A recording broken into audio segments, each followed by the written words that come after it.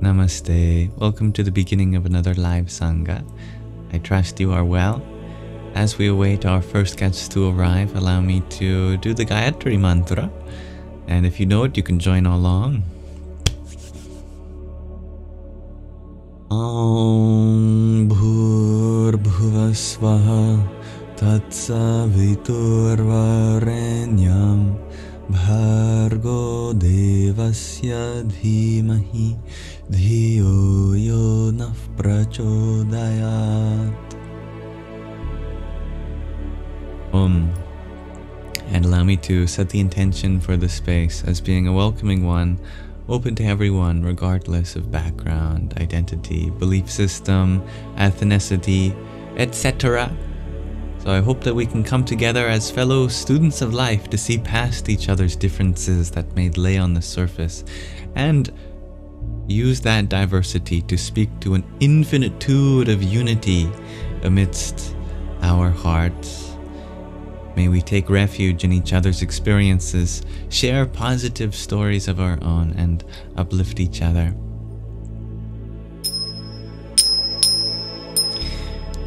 Welcome and thank you, dear Starlight Wow, for blessing us with some flowers so early on.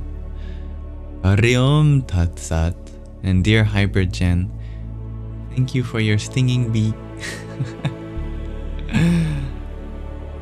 I sure hope that bee doesn't sting anyone. Radhe Radhe. Welcome. I trust those who are joining now are as well as they can be in this moment, despite what conditions they may be experiencing. I trust that you will make it through this moment. Everything you need is here in this moment, always. Glad you liked our intro today, Hybrid Jen. Hello, dear Mischief. Welcome. Today we're starting a little later as I spent a lot of my afternoon making an Om video. A video on the pranava, the primordial sound Om, and its subsequent divisions. So do check that out if you're interested. From the philosophy of yoga. I'd like to reveal the question of the day in case we are ready to explore it. Ah, come on. There we go. It was shy. And perhaps we can explore it as our first guests continue to arrive. My question of the day today is, what do we as humans have the ability to purify? I'll be happy to explore that with you. Dear Hybrid Jen, you share there's a presidential debate happening right now, and that's taken over TikTok. Well, that explains why we have a little lower guest count today than usual. But that's okay. It can certainly be a more intimate one then. And hello, dear Assad. Nice to have you here, and welcome, Angel. MacLean, you are wondering where you can find the Om video. As of this moment, it's the most recent video that you can find on this app, on TikTok. But it's also posted in 2 parts on my Instagram as well. Dear Assad, you asked me if I'm ready for your answer for the question of the day. I'm born ready. Welcome, dear Bobby Joe. Your answer is, our spirits have the ability to purify. I love that. Right you are. The spirit is the purest essence of them all. It knows a great deal about purity. Spiritual vibes, you share water. Water is a very purifying element too. And we are, what, 70% water? That's a great deal of it. Hello, Doom Knight. Namaste. And a quick hello from David. Thank you for that. Radhe Radhe, dear Magdalene. Happy to have you here. Bobby Joe, you share we can purify our minds and spirit. I like that. Dear Starlight Wow, you share. Ram Das says, cultivate love in your heart for political people. I like that. Yes, we can send our love to everyone around the world. Lord knows that those whom are the least loving probably need the most love too. Hello, dear Austin. Hello, Neon Jello Pack. Hypergen crying, you share, is a means of purification. That is true. And you know, that's a great unity between two answers. Water and our spirit. When we cry, we release water in the form of tears, and what an expression of spirit that is. Speaking of which, Spiritual Vibe says, stay hydrated. A good reminder. I do have some water next to me in my very musical water bottle.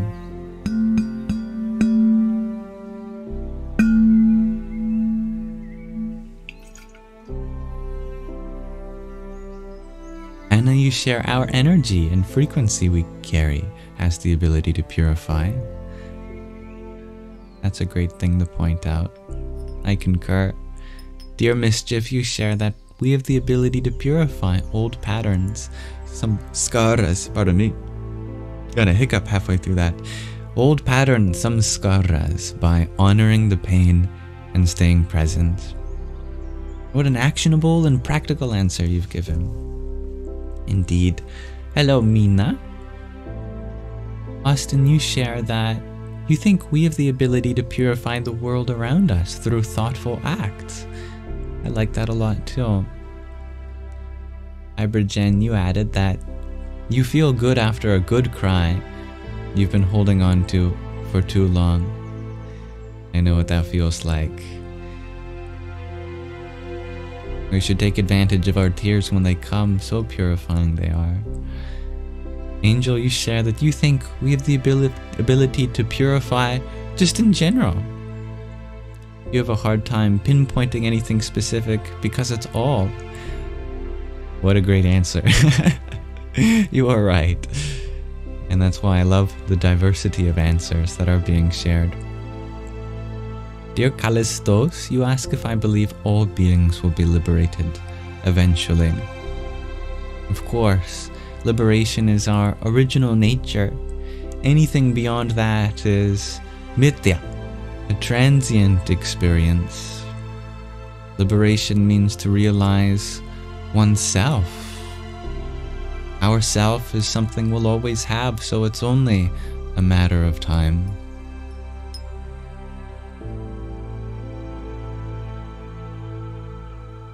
Lakonen, you shared that the relation between our closed ones is an ability to purify.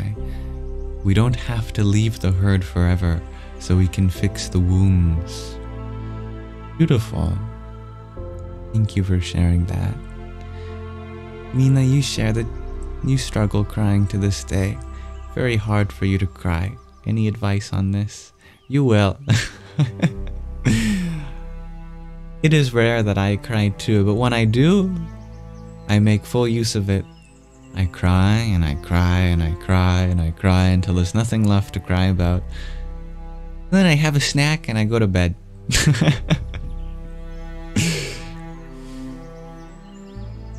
And Hypergen, you share that you can purify your air with smudging too. That's a great purification ritual. Indeed. Doom Knight, you share that you're struggling with neck pain. Do I think Vipassana can help? Any exercise with Vip? I'm unfamiliar with Vipassana myself, but the Vishuddhi Chakra is very much associated with our neck. We can feel like we're carrying the whole world on our shoulders. We can release that by communicating our boundaries and the limits of our responsibilities. Standing up for oneself is a great way to relieve oneself of the stress of duty which has been imposed upon us unnecessarily by others. Ask yourself, are there people depending on you for something that they don't need to? Something that they can find from within? That can make us feel all blocked up here because our needs aren't being spoken for. Dear Hybrid Jen, you share that you also feel vigilant. That's a great word. After prayer, you don't know if vigilant is pure. It feels that way though. I think there is purity in that sense of vigilance, in the sense of visionary drive after the dust has settled and you can see the way forward with clarity, with purity of intentions. When you purify your pain, shares Doom Knight, we can relieve all the extra narratives that we add on to the pain in the form of mental suffering. Experience the body complaining, but without need to echo that and amplify it in our mind. We're always going to be in some sort of pain because that's the nature of being human beings. That's the nature of having any physical form is. We're in the process of coming in and out of existence in each moment in our physicality. All this transience, cells dividing, creation, preservation, destruction. There is going to be pain, and as we get older, there's just going to be more of it. I'm only 22, but I can tell you that even at that age, bodies start to remind you that this physical world is transient and we cannot be attached to it. But we can take all the necessary precautions to be as healthy as we can and be unattached to pain or pleasure. Namaste, dear Greg RG, and good evening, Eric. Angel, you share that you cry a lot. I think that's beautiful. Welcome, Stephen. Asad, you share that we can purify heart, mind, and soul through meditation, forgiveness, and fasting for inner peace and growth. Bobby Joe, you share that you have COVID, so you must purify your body with sleep energy. Yes, rest is so important. Namaste. And Austin, you share that purifying reminds you of stagnant water, and the hardest times you've had are when you're stuck. I like your connection there. Austin, you share even something simple like movement or hydrating can help. Very true. Namaste, Anna. It's okay, Greg RG. Mina, you share that if you feel like crying, you shed one tear and wish you could cry and cry and cry, but it dries up instead. Then sing. If we cannot sing the song of our soul through the silence of our tears, then echo that sentiment through song, dance, and prayer. It's a matter of expressing yourself, and there are many ways of doing that. Dear Callistos, you ask, so the Kalpas or Yugas will come to an end, or will they repeat? They are a part of a much greater cycle, which in turn is a part of an even greater cycle, etc., like a fractal of cycles and epicycles. Indeed, the Yugas are a part of one Kalpa. A Kalpa is a part of one Manvandhara. A Manvandhara is a part of a day of Brahma. A day of Brahma is a part of a year of Brahma. And a year of Brahma is a part of a whole cycle of creation known as a lifespan of Brahma. And then, when Brahma dies, a new one is born, and the cycle repeats ad infinitum. According to Vedic cosmology. And dear Mina, your answer to the question of the day was, we as humans can purify humanity as a whole, you think. Every generation we are purifying more and more. I like that you see that potential.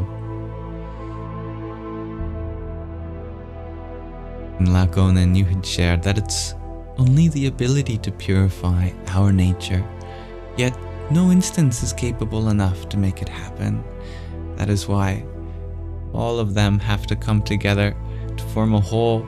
We require total commitment to embrace each other's capabilities. Only then will it be enough when all of the world comes together in harmony.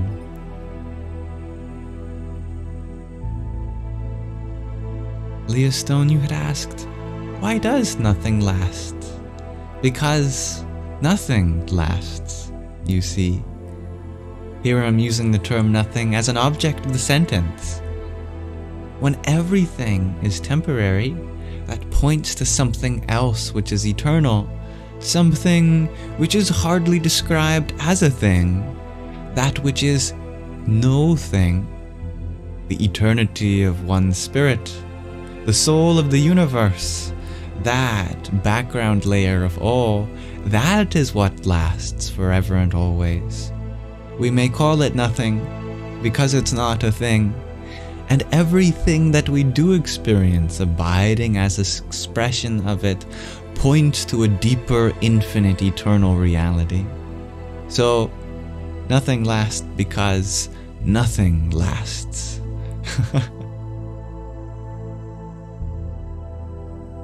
Dear Bryce, you ask, how does one find themselves again after a breakup?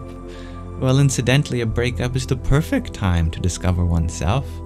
Otherwise, we get lost in defining ourselves relative to someone else.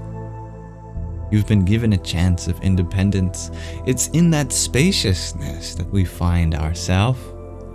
Spaciousness can often be confused for emptiness, as if we're missing something. But one day that spaciousness turns to you and says, I am not empty, I am open. And therein you find openness to experience new things again.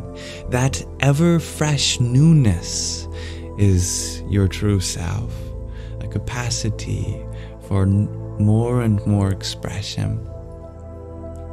And that comes after grief. And grief is the clearing out of all that love we had dedicated for this one, in terms of finding ways to express it again in newer and newer formats, packaging, and forms. Dear Hannah, you share that life is full of forever changing feelings and emotions. Embrace them and let them go. Oh dear Gregor G, your answer to the question of the day was a barren landscape. That's very interesting. Barren is another example of spaciousness. In it, there is room for growth. Thank you, dear Ursula, for the heart me and marvelous confetti that you sent a minute ago. Arion Tatsat. Nice to have you here again. And Susanna, thank you for your pair of roses too. Hare Krishna. Thank you, dear Peter, for your wonderful rose too. Hello, Blank. Good to see you. Doom Knight, you shared that we can purify our thoughts too. I love that answer. And Jay, you share, we the humans want to purify our worldview. I like that. I like that addition too, Anna. If you help, then you are helped. Mischief, speaking of cycles and epicycles, you're so tired of cycles, stop the carousel. Well, remember that the closer one goes to the center of a carousel, the less centripetal force one feels, because the tangential velocity of the outside is much faster than what's on the inside. As we go center and center forth, eventually we find a point of stillness in which the whole cycles appear to revolve around. In the similar way, even amidst all these cycles, we can find stillness at the center of our universe too.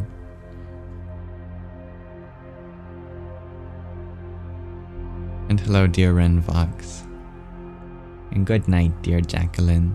I am well, thank you.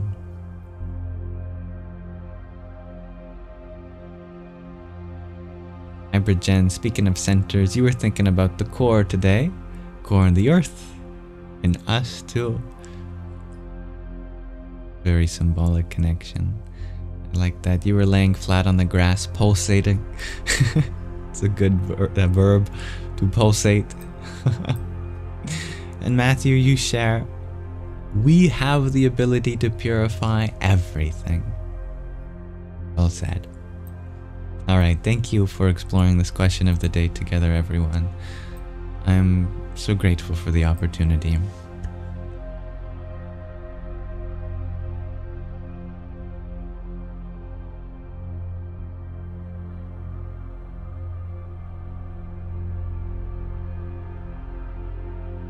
Now that we've explored the question of the day, which is one of my introductory segments to our Sangha, I'd like to then read a short section of the hidden power in humans. But not before Lagonen asks, how about my answer to the question of the day? What do we humans have the ability to purify? My answer is, wherever there is some source of suffering, some absence, some negativity, we can take that, distill the essence of the situation, and find the potential for change, which is always there, hidden, latent. We purify our surroundings to find the positive that can be seen, manifest.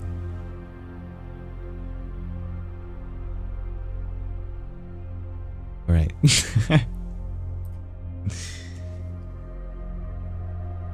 Now let's continue to explore our book on the hidden power in humans by the yogi Paramahansa Swami Maheshwarananda, as he discusses the secrets of chakras and kundalini from the philosophy of yoga.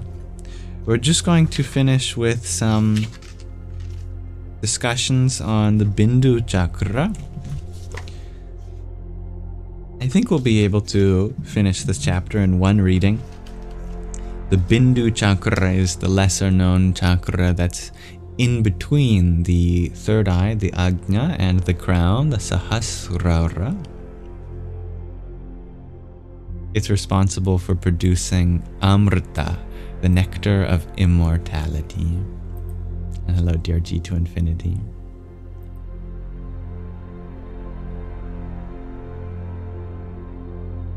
Here are some exercises for the Bindu chakra. I can bring the book nice and close to show you too. The first is Agni Sara Kriya, which is number 1, which is something that apparently involves the restriction of the abdomen, sucking it in, and perhaps even busting it down. Is that a term? Did I say that right? Looks like some kind of dance move. Then there's Ujjayi Pranayama with Kechari Mudra and Jalandhara Bandha, which is number 2, I think. Or no illustration for that. We talked about those before. There's Shirshasana, the headstand, number 2.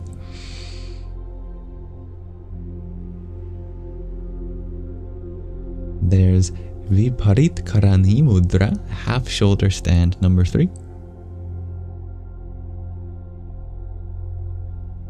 And Sarvangasana, shoulder stand, number 4.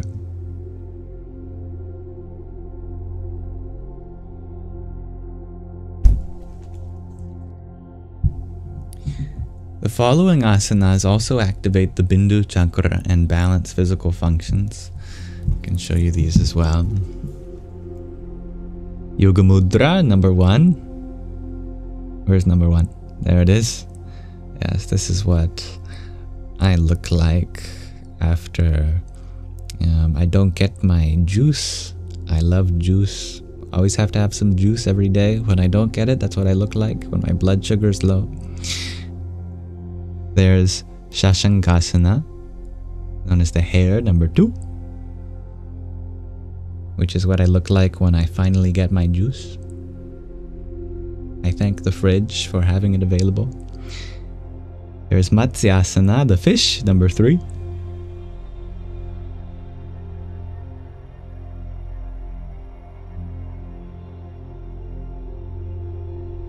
And there's Vrikshasana, the tree, number 4.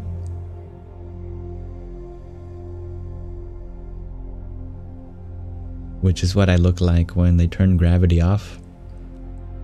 What the world looked like before the apple fell on Newton's head.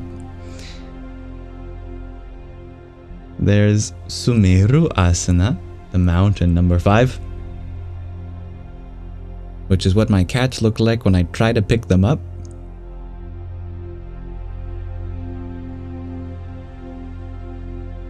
There's Bhumi Pada Mastakasana, which is the head and feet on the earth, number 6. Where is that? There's only 5 there. Oh, there it is. Notice the twist in the torso. And there's Supta Vajrasana, a back bend sitting on heels without an illustration. In all these postures, Ujjayi Pranayama and Khichari Mudra can be performed at the same time with concentration on the Bindu Chakra, which, as we said, is located near the cowlick. Viparit Karani Mudra is particularly effective when combined with the following breathing exercise, where we inhale through the nose and exhale through the mouth 15 times.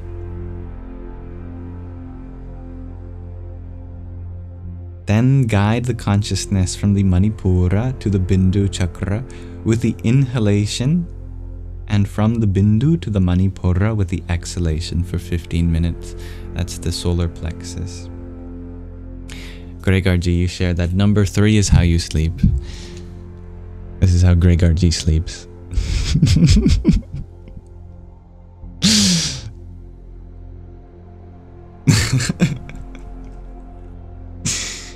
Another technique for activating the Bindu Chakra is to allow 1 to 2 liters of lukewarm water to flow over the Bindu Chakra. This is best done in the morning with a jug or under the shower. The water temperature should be about 39 degrees Celsius in winter and 35 degrees Celsius in summer, which y'all Americans is just above body temperature in winter and just below body temperature in summer. At the same time, chant the Gayatri mantra 5 times. Om Bhur Bhuvasvaha Tatsa Viturvarenyam Bhargo Devasya Dhimahi Dhiyo Yonah Prachodayat. Here translated to, let us meditate on the wondrous and blessed light of the divine that resides within our hearts. May it awaken all our qualities, guide our intellect, and rapidly enlighten our reason. There's also something called Brahmaghata. Religious and cultural customs often have a practical background. In India, one can sometimes see men who have allowed a thin strand of hair to grow at the back of the head, which is then twisted and knotted. This is known as Brahmaghata. It creates pressure on the scalp similar to acupuncture, stimulating nerves and glands, and promoting activation of the Bindu Chakra. Those who lack energy, feel constantly tired, or suffer from feelings of helplessness should tie a Brahmaghata and concentrate on the Bindu Chakra. Within a few days, the invigorating effect of the chakra becomes obvious. This measure is also beneficial for headaches and improves vision. To begin with, while the chakra is still hard, so to speak, the constant pull on the scalp can be rather uncomfortable. After a while, the tension ceases, the nectar begins to drip, and the pleasant energy of the Bindu chakra begins to spread. Or instead, one can daily massage the scalp in the region of the Bindu chakra with gentle circular movements using sandalwood paste or oil in the morning and evening.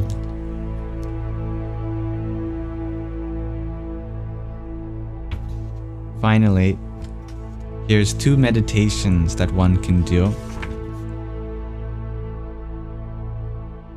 Not 2, 3 meditations. I'll just read through them, and if you're interested in practicing them, you can either follow along step by step to get a feel for it in rapid time, and then you can go through the motions slowly later on, or you can replay the recording of this, pausing after each relevant sentence and practicing it for the given amount of time. The first meditation takes about 20 or 30 minutes. It begins by sitting in a comfortable meditation posture. Become aware of your breathing and relax. Sing Om 3 times. Dive deeply into your inner world, but continue to remain as an observer and witness any images and experiences. Do not allow yourself to be overwhelmed by emotion. You are looking at a clear, starry sky and admire the light of the full moon. Silvery moonlight streams into your inner space and fills your body with ambrosia, the nectar of immortality. Listen to the sound of silence and feel a deep inner joy grow within you. Direct your awareness to the Bindu chakra and observe the flow of energy that radiates from it. When your consciousness reconnects with the Bindu chakra, an unparalleled feeling of joy rises from the heart. You feel you are no longer alone and perceive within yourself oneness. You experience a delicate sensation in your inner space. The nectar can be felt like very fine rain or mist touching your skin. Each drop produces a resonance in your inner space that lasts for seconds or minutes. Dive deeper and deeper. Breathe quickly and in a relaxed manner.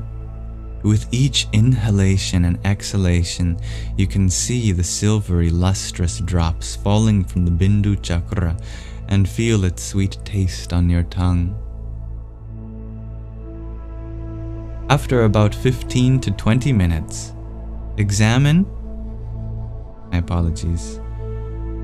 After about 15 to 20 minutes, externalize your consciousness again and become fully aware of your body.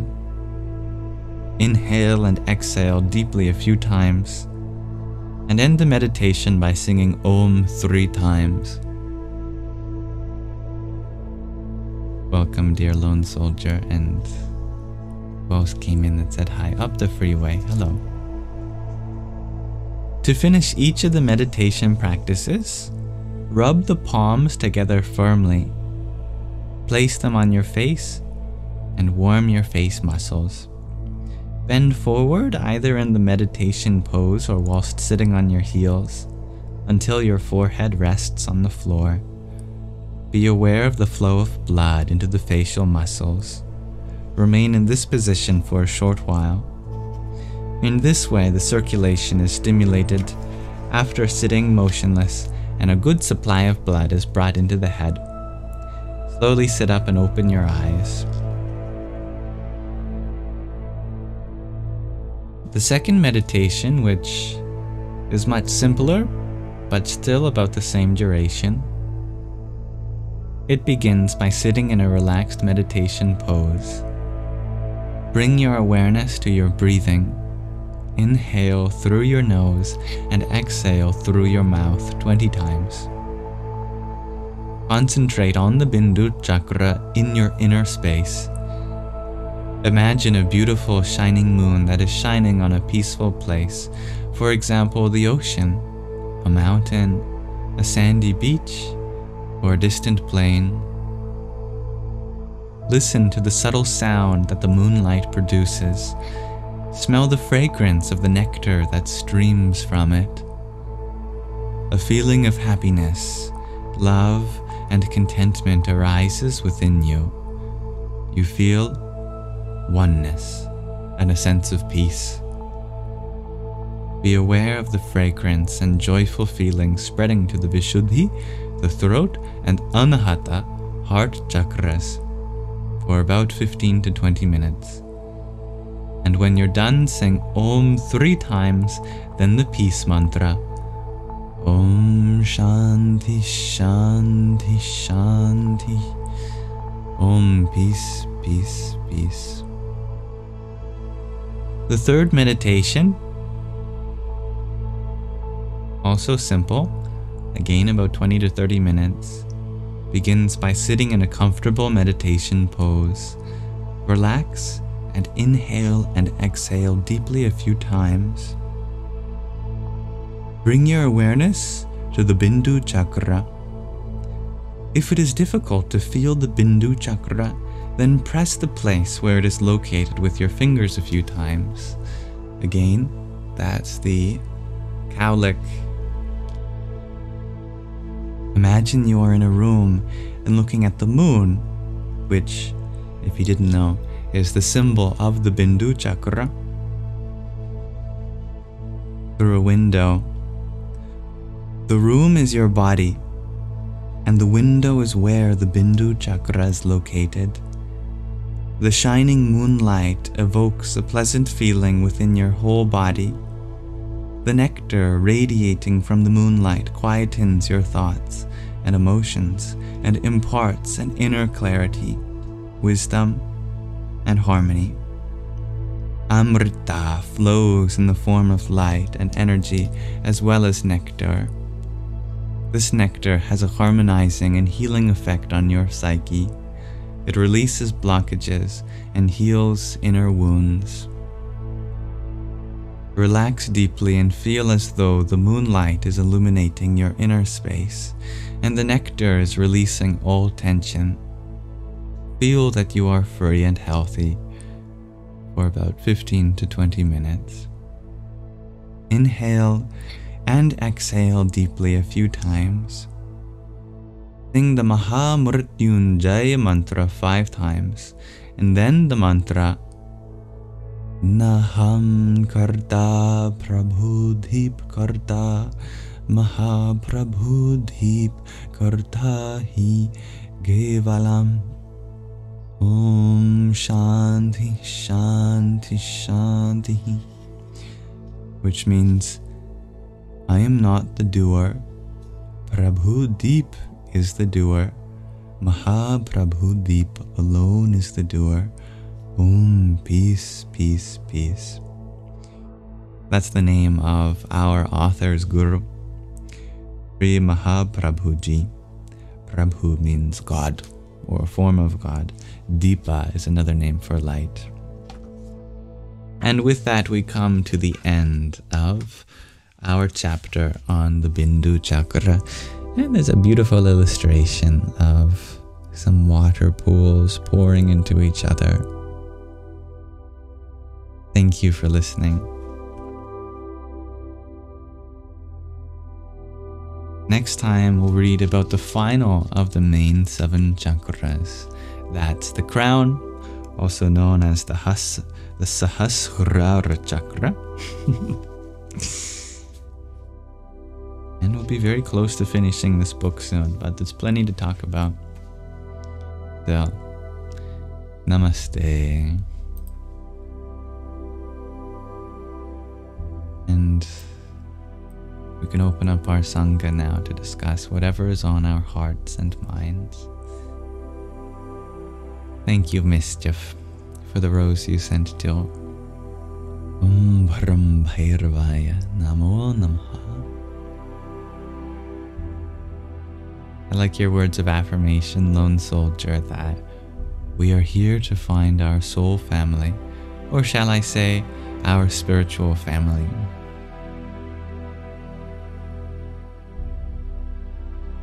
Dear angel, you share that living downtown is confusing, as you can't find the moon anywhere, but you saw it earlier. The sky is clear. We are such natural creatures. So much of our anatomy is still dependent on the sun and moon, even if we aren't consciously aware. Good to put yourself in nature where there aren't as many high rises, potentially blocking our view of the sky.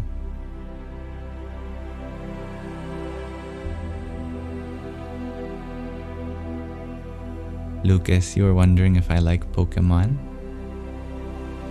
When I was younger, it used to be the show that was on before I'd go to school, and I'd watch it. And I collected some cards and played some Pokemon games when I was younger.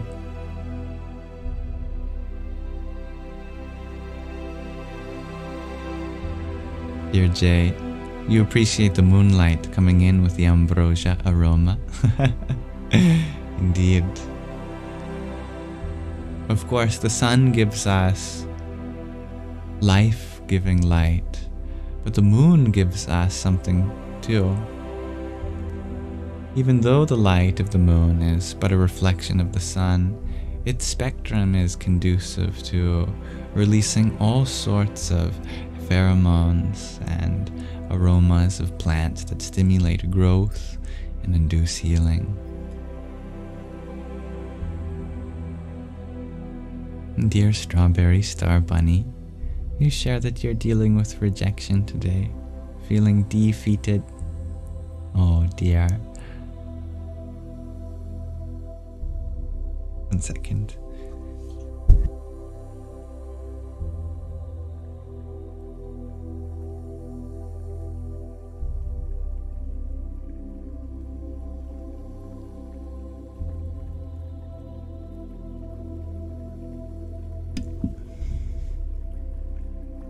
You have done nothing wrong to be rejected.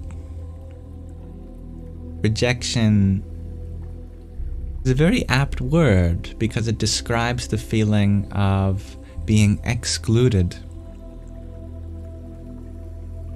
being projected away from something which we saw as wonderful. However, you are, have been, and will always be a vibrant part of this life. Whether or not another part resonates with you is not a poor reflection on your wonder. What has happened is merely a boundary has been set, that you have so much love to give, and in this place, that love is too vulnerable. That vulnerability is something they're going through, and we all require love to be received in different ways according to what we're going through. Sometimes a person's love is so pure that we don't even feel comfortable receiving it, because doing so would require letting go of many attachments that we have to things that are impure in order to fully realize the purity of your love. In a way, that's a grace. They know the value of your love and therefore have given you the space to express it in other ways, in other places, so that it may find the fullest expression.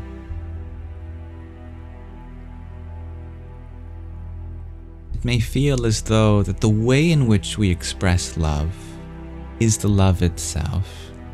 But all the love we have to express is already inside us.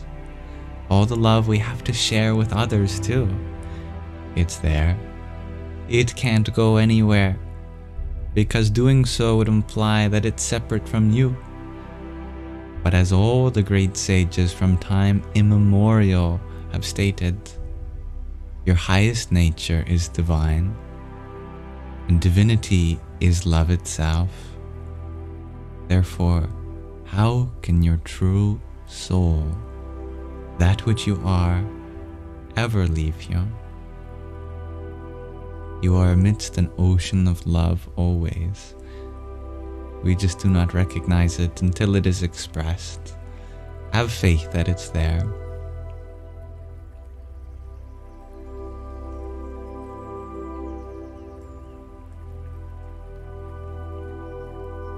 Dear Gregorji, you share a connection that if the sun illumines waking reality, the moon illumines the subconscious.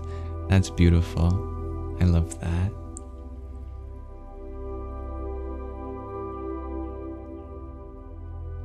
Laura, you had expressed your love for my cat bandana. Well, if it's something that you're interested in wearing yourself, I'm very grateful for the opportunity to be able to provide you a store in which you can get one yourself. It's nothing that is mandatory or ever expected by any means, but it makes me feel better knowing that it's something that you can physically get in return for support otherwise.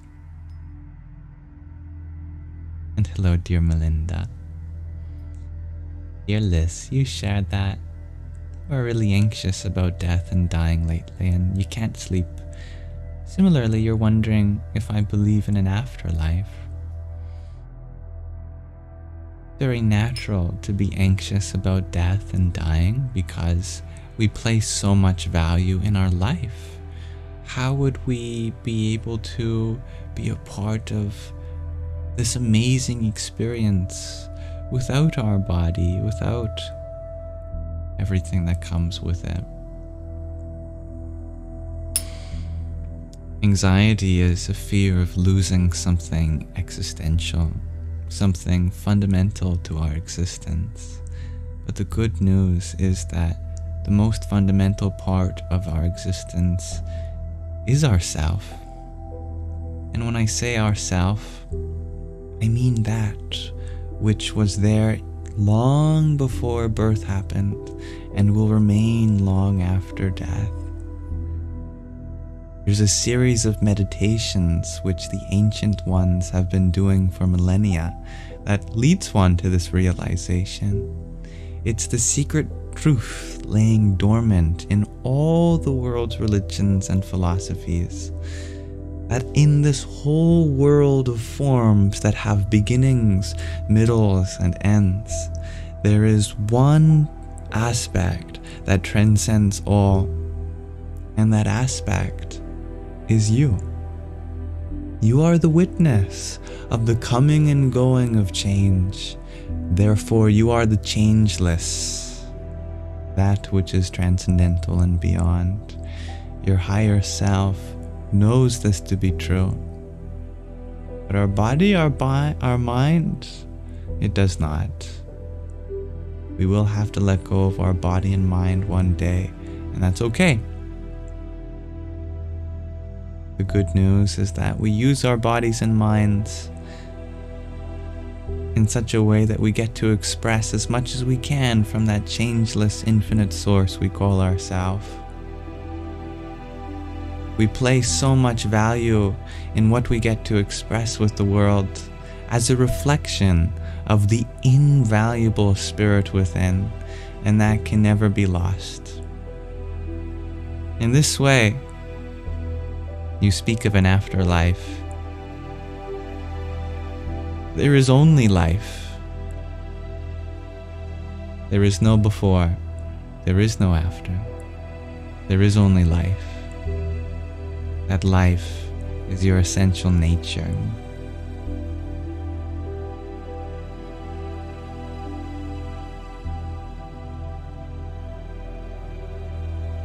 even if we refer to our life in terms of having a body, this is the afterlife already. This is the afterlife of your past life. Isn't it so?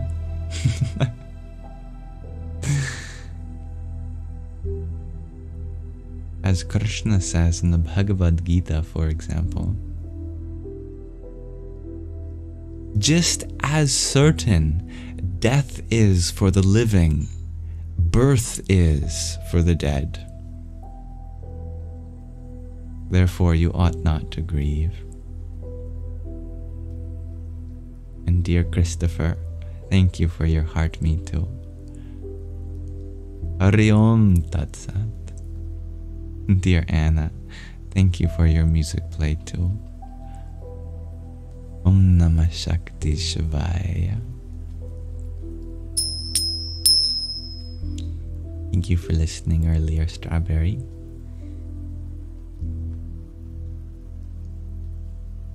I love your wonderful connections, Greg RG. And dear Anna, you share that in a way, when we make some time for others, life starts to feel more meaningful.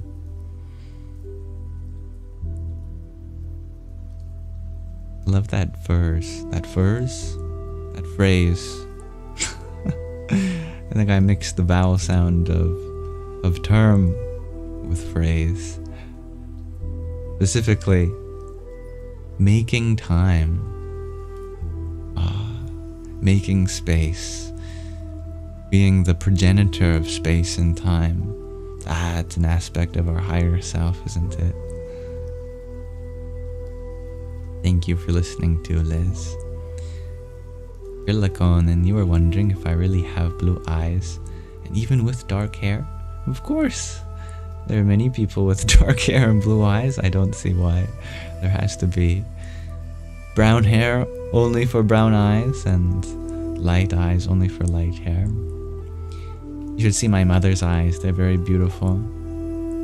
They even have sunflowers in the middle of them, and I have a little bit of that too if I really zoom in. Here, let's see if I can. Perhaps you can see the sunflower.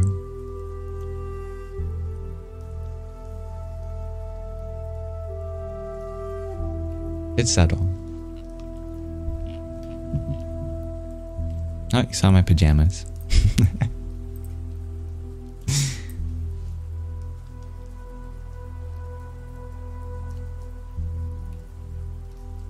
Dear Mischief, you share that you feel such a pull to discovering and experiencing the afterlife. Anticipation is a weird state. I understand. However, remember that everything good exists now. All that you have to discover is here. You feel as though that any day could be the end of our life. Then tomorrow, I guarantee you will wake up feeling like you are in the afterlife already. It is our responsibility to make this moment into a heaven. Isn't it so? That is a possibility that exists now. You're very welcome, dear Liz. Lakonen, you share that when life gave you lemons, they were given in the form of liquid spray, and you waited with your eyes open. Ouch. And hello, dear Lani. Jay, you were wondering if I can bless you all with some dancing emojis. That's very interesting. I think there is Shiva dancing in the Nataraj, the disc that's around him too. But what kind of emojis were you thinking of? I'd certainly consider it.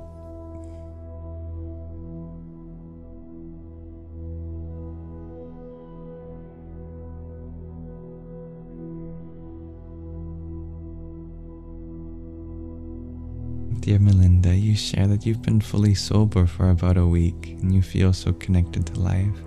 I love that. I'm so happy to hear that for you.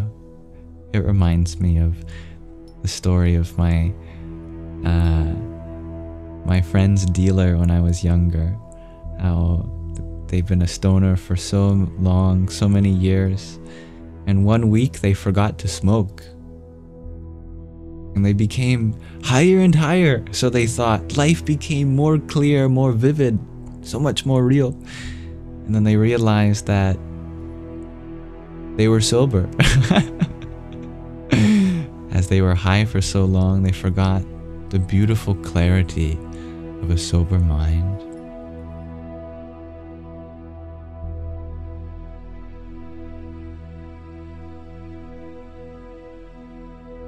That state that we were in as children. We were high as can be, weren't we? And yet, there need not be a single drop of any chemical coming from the outside.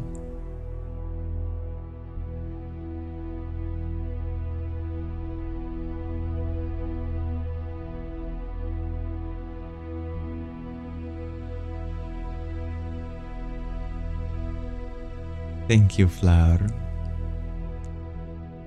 I get my eyes from my mother, and I know this because my father has greenish, almost amber colored eyes, hazel, I guess, which I certainly do not have.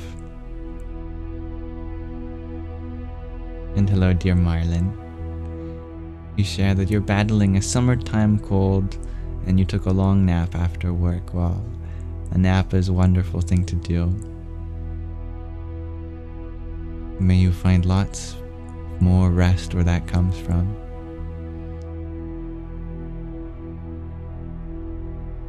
Dear Puya, you share that in your country the rainforest is burning for months and so much life is being lost and the heart hurts. Yeah. Oh, Mother Nature. She needs a lot of help from us, and we are part of her. Fortunately, fires often give rise to really fertile soil too, since ash is a great fertilizer. When it's done controlled, of course. For example, where I live, the First Nations, they were known for cultivating a very sacred biome called a Gary Oak Meadow. And they were produced through ritualistic burnings of the forest. They would set the forest on fire, and afterwards, all of the foliage on the surface, it would become ash for the next generation of flowers and other fauna, and it is just the most vibrant atmosphere. You have to experience it one day. There's nothing else like it. And it wouldn't be that way without an intimate understanding of the element of fire, the way in which it produces such fertile soil.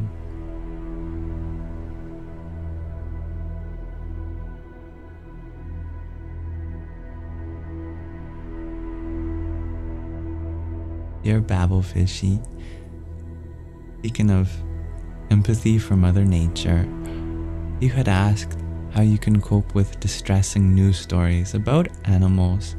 You get so haunted. Your empathy is beautiful. Mother Nature is full of many tragic stories. This is a fact of our reality, and we cannot hide from it.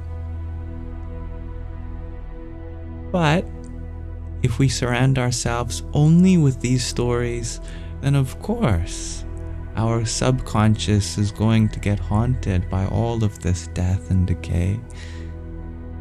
For every story of something coming out of existence, we must balance that with a story of life-giving nature. Let us learn about how life continues to grow And so many wonderful things are being born every day. So many stories of hope and love. That's something we need to also let our subconscious get haunted by. That's called satsang, the power of positive association. Some psychologists say that for every negative story we hear, we must balance that with 5 positive stories, because our mind favors the negative to the positive 5 to 1. And this has many applications around our life as well. For example, if ever we are unkind to someone, it's said that it requires at least 5 acts of kindness to have them open up to us again. That it may take 5 times longer for them to trust us than it will take for us to build that trust again before it collapsed. This is called the negativity bias, and it's a part of our evolution. If you consider a little fishy in the ocean, there may be food all around, and if they miss one source of food, no problem. That's a positive experience. Food. But if that little fishy misses one negative experience, what could that be? That could be a predator fish ready to eat it up, then it's game over. So evolution has developed this negativity bias because we know that one negative experience might be all it takes to take us out of this life. But a positive experience is something that's always possible. We have to keep this in mind to redirect our attention back to what is possible so that our mind doesn't get swarmed in negativity.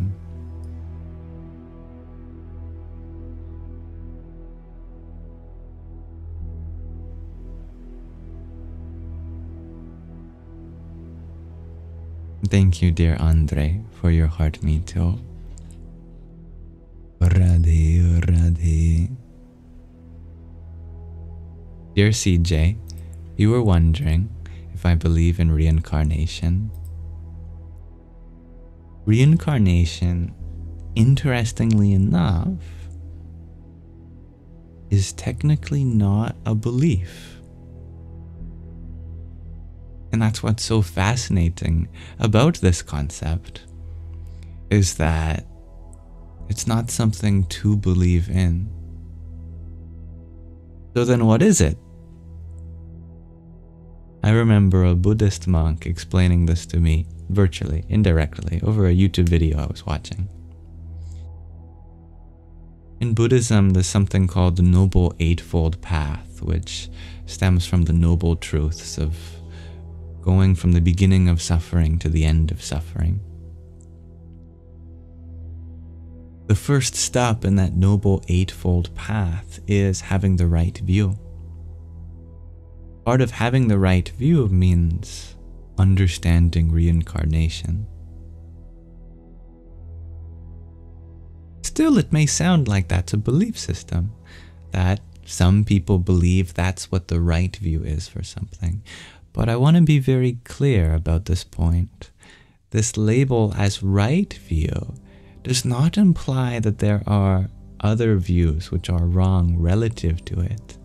It's a matter of practicality, and I hope you discover something magical happens if you keep this view in mind. If you just look at the world in terms of cycles of life coming in and out of existence, your experience of life radically changes, and it changes in the direction of attaining peacefulness. Without ever having to believe in it, just imagining. Our view becomes right, so to speak.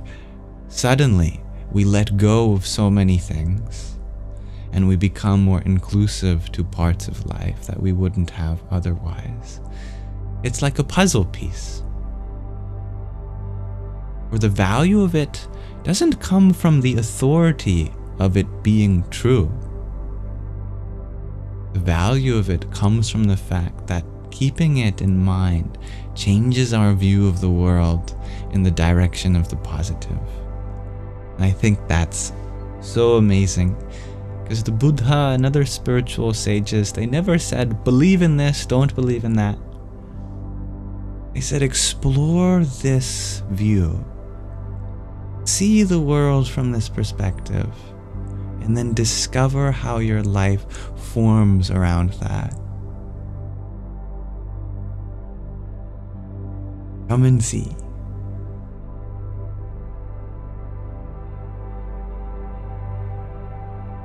Thank you, dear angel, for your tiny guy as well. Yippee! Thank you, Smirky Smirkson, for the rose that you sent to Om Namo Buddhaya.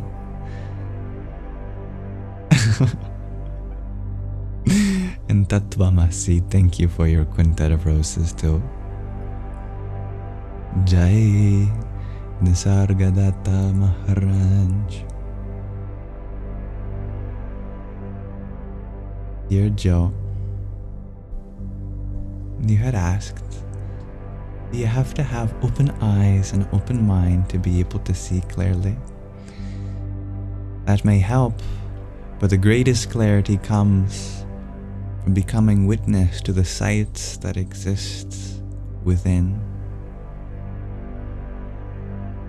Hello, Mads. Thank you, Babel Fishy, for the applause in your finger heart. There's one for you too, and some applause as well.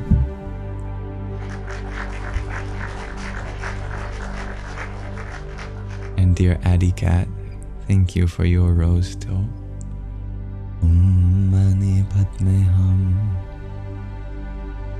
And Joe, I liked your connection too with reincarnation. We die to self and become reborn all the time from a breakup, girlfriend or boyfriend. There are many cycles of rebirth that happen every day, from going to sleep and waking up. While falling asleep, there is a kind of death, a death of our waking identity, such as why the body jumps. It doesn't want to die. And in dream, we are born into an astral identity.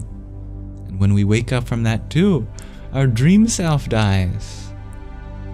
And our physical being is reborn.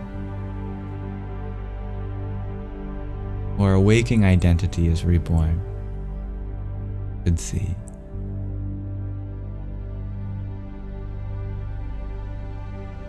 Dear Addy Cat. Yes, thank you for that rose earlier. And Puyatika. Thank you for your rose as well. Radhe, Radhe. Dear Strawberry Star Bunny. Thank you for your cake and rosa too. Om Dum Durgaya Namaha.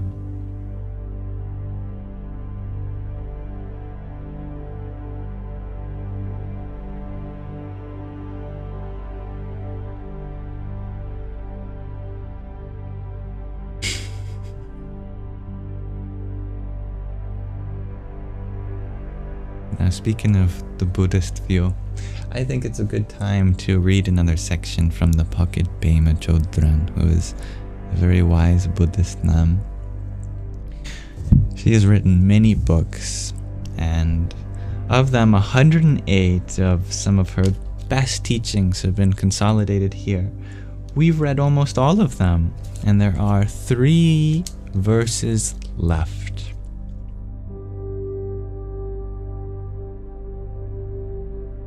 Actually, 2 verses left. We read the 3rd one last time.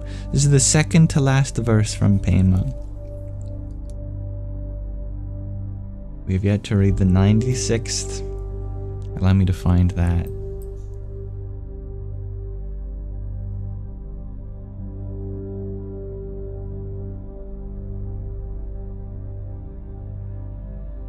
have found it.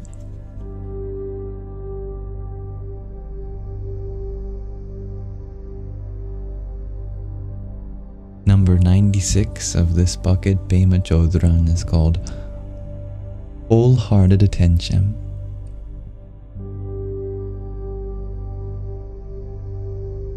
Let's dive into these short words.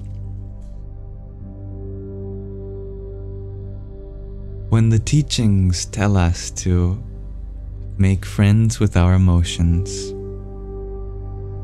they mean to become more attentive and to get to know them better. Being ignorant about emotions only makes matters worse. Feeling guilty or ashamed of them does the same. Struggling against them is equally non-productive. The only way to dissolve their power is with our wholehearted, intelligent attention. Only then is it possible to stay steady, connect with the underlying energy, and discover their insubstantial nature.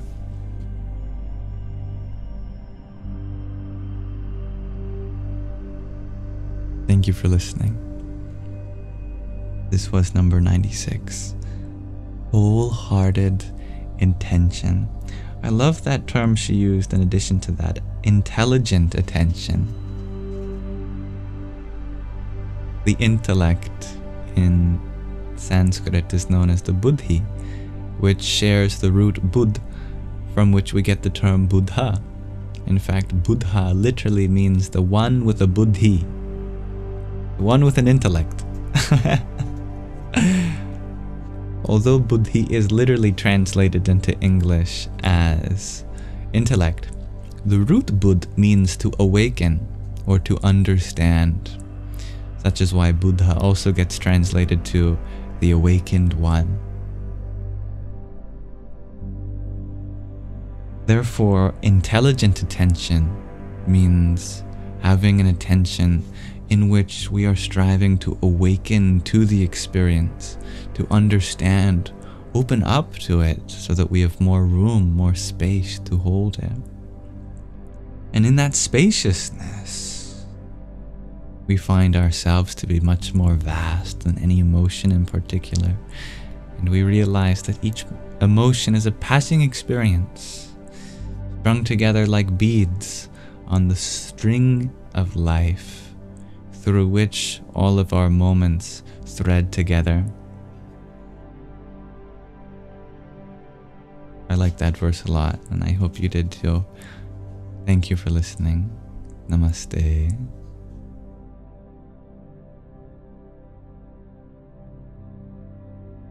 And dear Neon Jello Pack, you're wondering, does that mean discernment? Discernment is indeed the capacity of one's intellect to discern between what is real, sat, and what is unreal, asatya. Our emotions as phenomena are real. They are part of our experience. But belief in their power as being what defines us, that's asatya, unreal. The reality of emotions is that they do occur, but the unreality of them, which requires discernment to see, is that they have no power over us.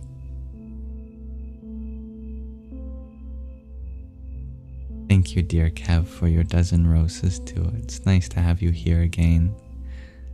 Ram Ram. Fallen angels, speaking of which, you are wondering what the mantra Ram means. We can take this in a few directions. It's most commonly a shorthand for Rama, which is a name for the divine.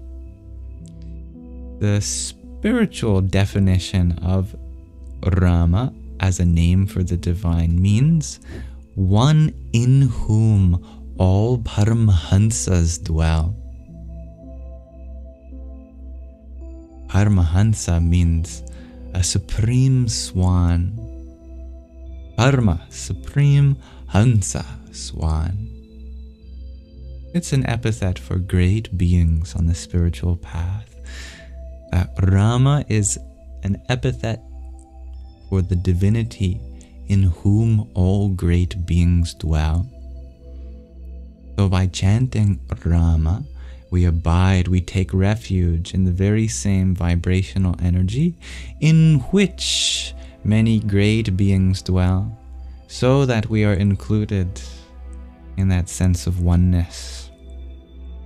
Higher consciousness, just as a swan flies higher and higher above the oceans of this world, which may drown us.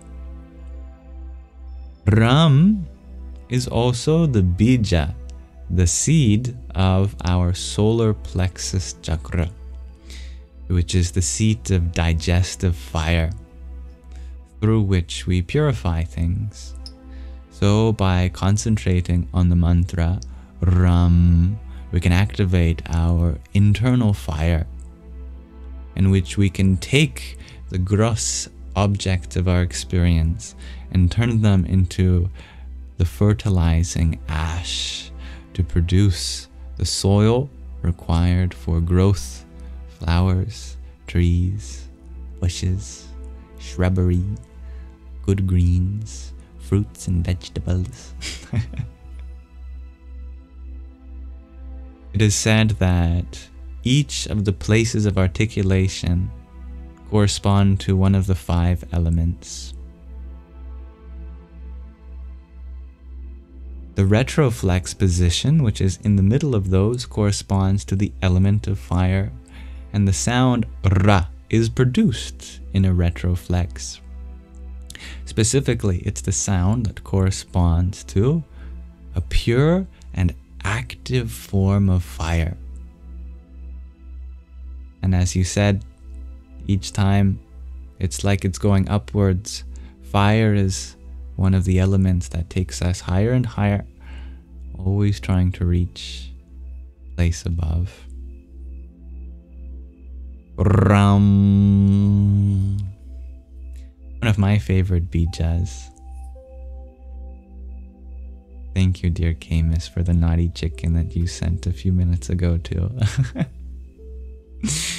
What has this chicken done that's so naughty? Did he collapse the economy?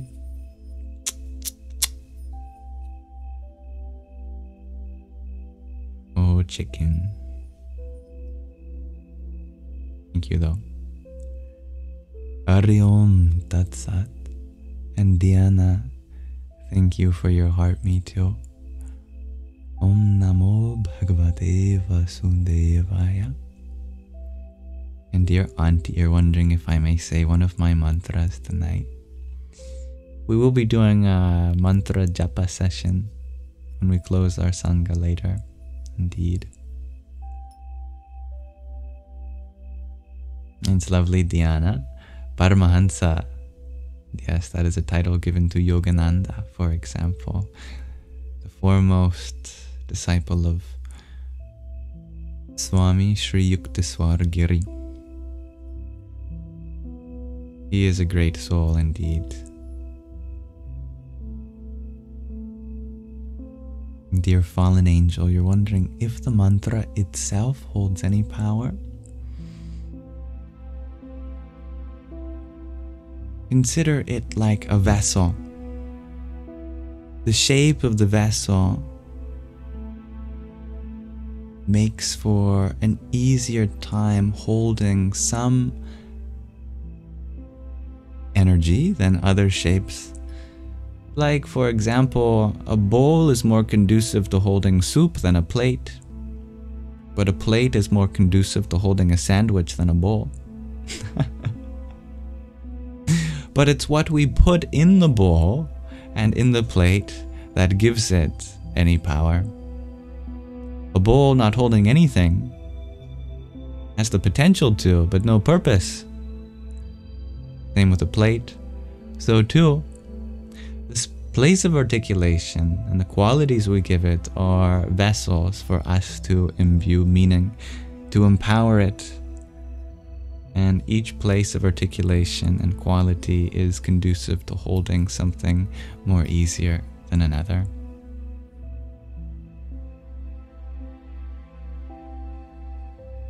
Thank you. Thank you for your heart, Mediana.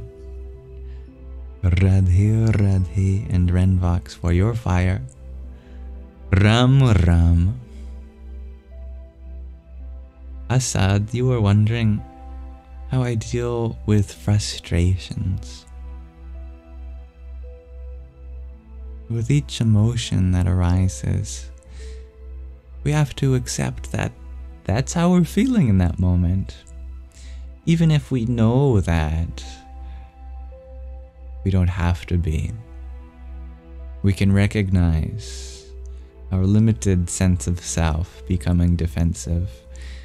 If we tell ourselves that we're not frustrated, that also rejects the sensation itself, which in turn makes it inflame even higher until it gets our attention. We have to embrace it. But embracing it does not necessarily imply that we have to fulfill all of the thoughts that might be associated with it. For example, when frustrated, the thought might arise for you to throw your phone at the wall. We can accept that we're frustrated and embrace it. Allow this sensation without throwing our phone at the wall. How do we do that? Well, for one, we can think about the consequences of doing so. You know what? I don't want to have to plaster my wall, fix the hole in the drywall and repaint it. I'd like my security deposit back. And my phone, I may have received information from it which wants me to separate myself from it, but it's still useful in other ways. I value that. And perhaps thinking like that, we can go into a substitution. Clearly we have experienced an urge to create space between ourselves and the phone. Well, we can do that without throwing it at the wall. For example, we could throw ourselves at the wall, but leave the phone in the chair.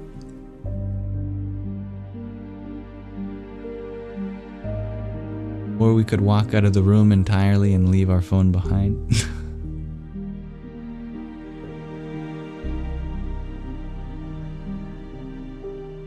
Recognize what the frustration is compelling you to do and ask yourself, how can I express that urge in a different way? For example, if we're frustrated with someone, can I just tell them that I'm frustrated without having to raise my voice or say anything negative? It does the same thing. It informs them that we're frustrated. In this case, in a very literal way. I'm frustrated. Each emotion needs to be understood. We allow that emotion to be understood. Become patient with it. And you're very right with that, Assad. That frustration clouds normal behavior. Depending on what we mean by normal. If we mean inclusive, patient, acceptive behavior, then absolutely. As such, preventative measures are the best cure. Why does frustration arise? Because right now, we disagree with the way this moment is currently unfolding. What does that say about us? We have to become introspective. Instead of asking, why did the situation unfold this way? Ask ourselves, why am I reacting this way corresponding to the situation? And how can I become proactive instead of reactive? Anyway, that kind of self-inquiry goes a long way. Absolutely, always one should surrender to the situation. Because the situation is always bigger than ourselves. If we don't surrender, then we feel like we're bigger than it. But look at the situation. The situation is that we're on this massive planet full of a huge diversity of ecosystems, places, people, and things. Part of a massive solar system with other planets and a giant ball of fire hurling around a supermassive black hole at the center of our galaxy amongst trillions of other galaxies, likely. Is the situation bigger than us? We have to admit that it is. So, become like a gentle breeze in life. This means that nothing is so important as to take away your peace. Peace is all we have. It's all we've come into this world with, and it's all we leave this world with. We very much have to maintain that to recognize our true identity.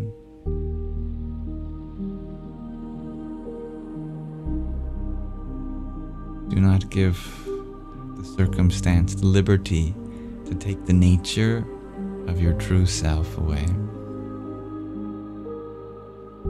You are the embodiment of bliss itself. The love-giving source of this universe. Frustration is a very inefficient way of delivering love.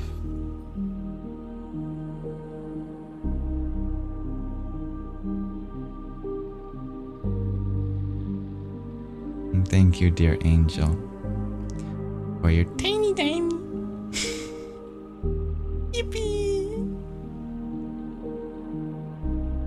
Dear flower, you share that you're grateful that your cat is lying on you right now, and that's made your day. I love that. What an honor that is, isn't it?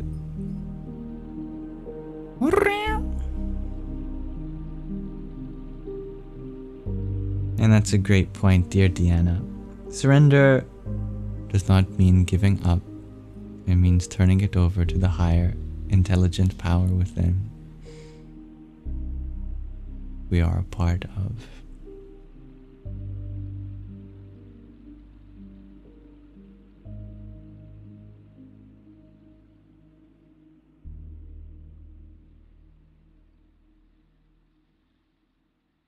Dear fallen angel, you had shared that an inside-out film, but spiritually themed, would be a hit. I love that. I know what you mean, and I agree 100%. That said, I found Inside Out to be very spiritual. It moved me deeply, and I cried in both part 1 and part 2.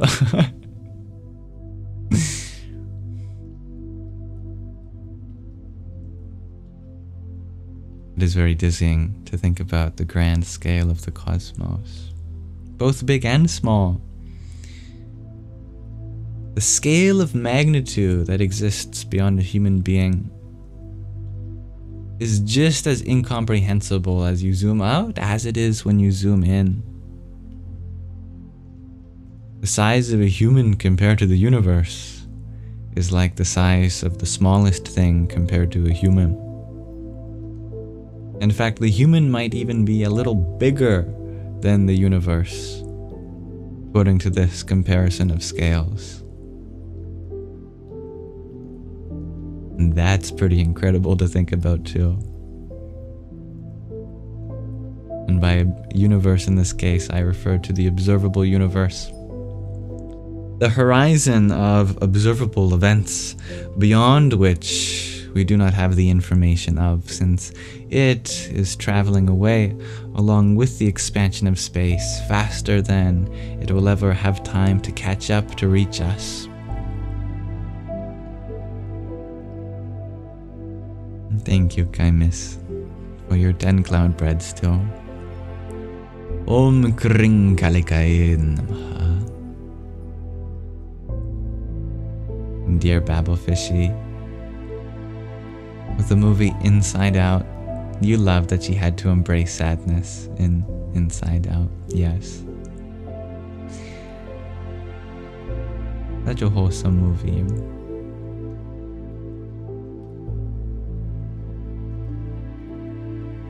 Dear Plant Dreams, you're wondering when my birthday is. It's the 1st of October.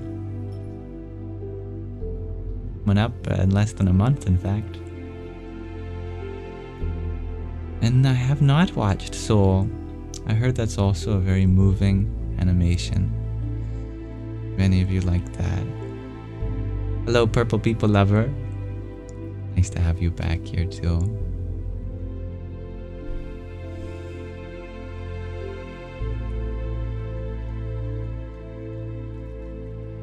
Thank you, Loki and Luna.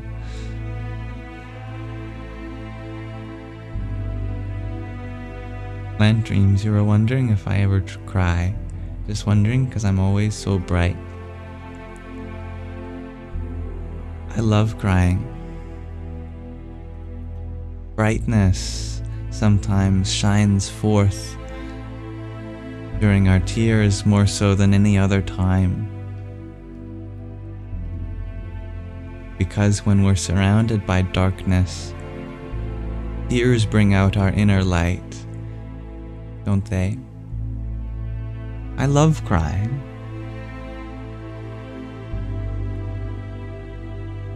I wish the world to know this, that crying is a beautiful thing. Oh, how lovely it is. What makes someone cry? Perhaps not so lovely, but the vulnerability of shedding a tear, oh, one of the purest experiences that can be.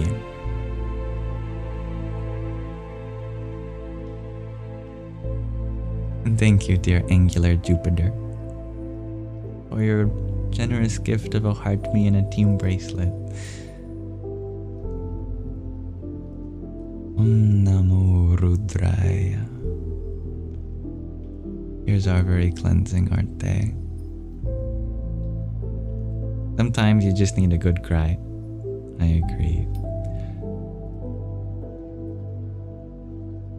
And Star Branch, you share that our tears are like holy water, washing us clean. How poetic of you. Yes.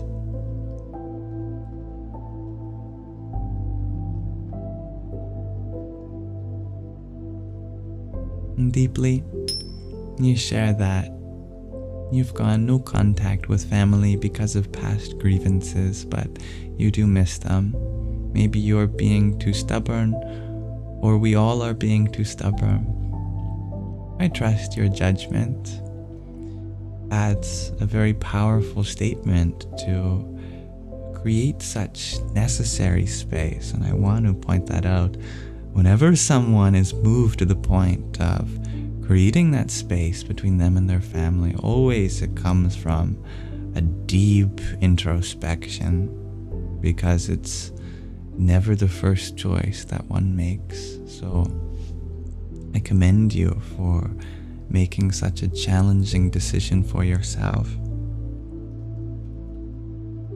Of course, that space has no timeline to it. As long as you feel comfortable to continue giving them space, that is your right. Ideally, that space is made so that we can discover ourselves as independent and vice versa. And if you feel like there has been enough time for that, then you're welcome to touch base, open some line of contact whilst remaining behind some other boundaries that you set.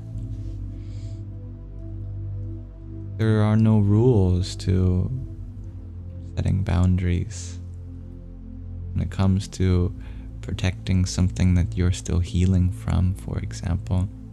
And yeah, you miss them because you found value in their life too. You saw the potential for them, and that potential was genuinely a part of them. Still is. Always will be. It may be some time until that potential becomes manifest in this lifetime or the next, but that's their journey. All we can do is really give them the space for them to discover that.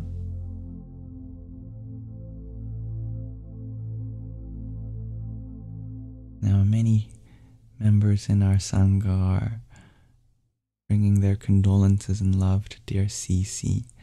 Allow me to scroll up so I can find this.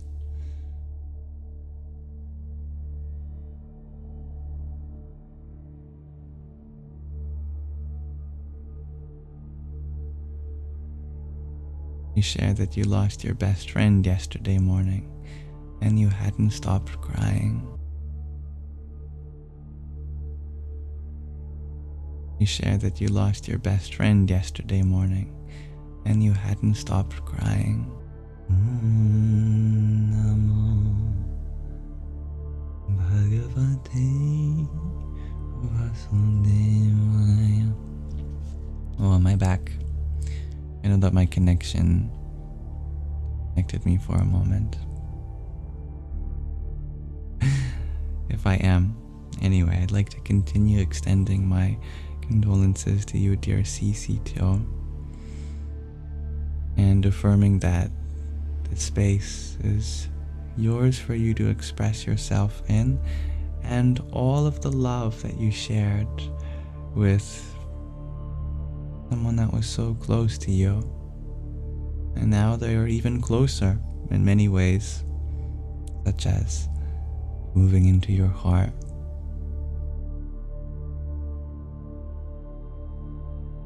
And I'm happy to hear, as I saw that you mentioned you found cleansing experience of crying during this time for you.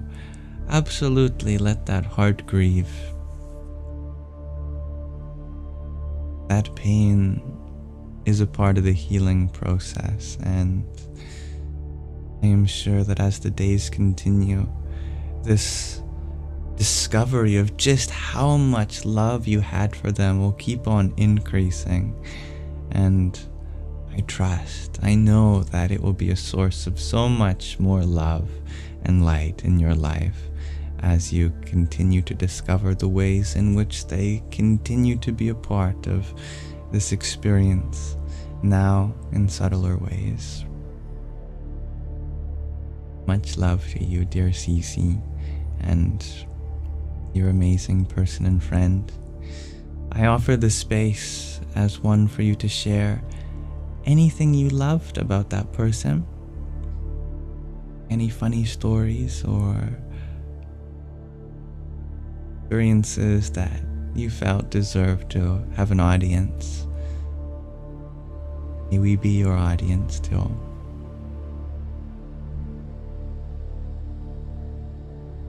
Also know that there are a few others going through that too here, so I know that many can relate with that. He shared that his smile was the best, and he always made you smile no matter how upset you were. That's a powerful thing, that smile. Well, I hope that as he moves into your heart, that he whispers to you the secrets of how to make a smile do that for others too.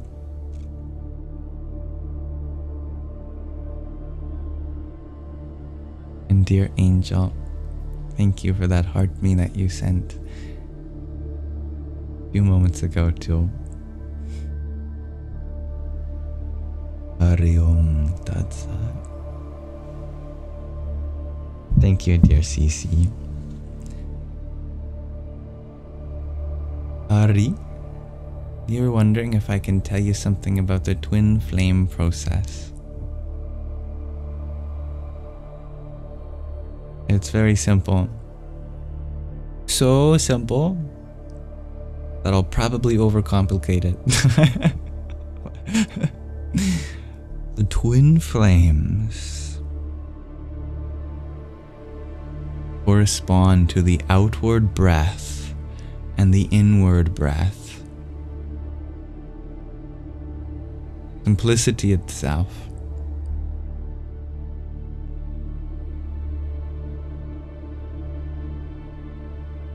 The symbolism of our outward breath is the release of old experience, and the symbolism of the inward breath is the acceptance of new experience.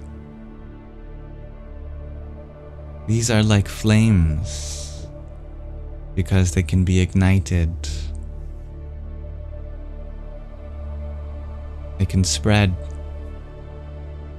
and they can compete for resources. The outward breath is also known as Shakti. Shakti is the flame of the feminine, the principle that radiates outward. She is always seen in dance, in song, in nurturing, in giving, in loving, in healing. She is that which takes what's within and expands it outward. The inward breath is also known as Shiva, the flow of energy that takes us from the diversity of life and centers us. Shiva is always seen meditating, contemplating, listening, witnessing, holding, smiling, being resolved in inner bliss. The thing about these two cosmic forces is that they require each other. They do not realize it. Thus, this life becomes a paradox of expansion and contraction, of outward radiance and inward resolution. Therefore, we flow from within to without. Cycles of coming and going. Many of us live in an unbalanced state where Shiva is more dominant than Shakti. We're more inwardly resolved and we are outwardly expressive. Others of us live like Shakti primarily, where we're more outwardly expressive than we are inwardly resolved. Marry these twin flames means that we bring them into harmony. We use all of our Shakti and surrender it to Shiva. And we take this Shiva and surrender it to Shakti. Thus, we find an equalizing breath where we are just as outwardly radiant as we are inwardly content. This can happen within a single human being. Everything we need, Shiva and Shakti, they are a part of this being. We can also look for that kind of balancing effect between multiple people, where the relative ratios align. Our Shiva-Shakti principles find balance between the two, and with that we create some kind of life. Doesn't always have to be biological life. The life that's created from the balance of these flames, it can be more spiritual. Just as it is within a single human being when it's balanced, without any external support. We can marry our twin flames inside us in this moment. This is a possibility.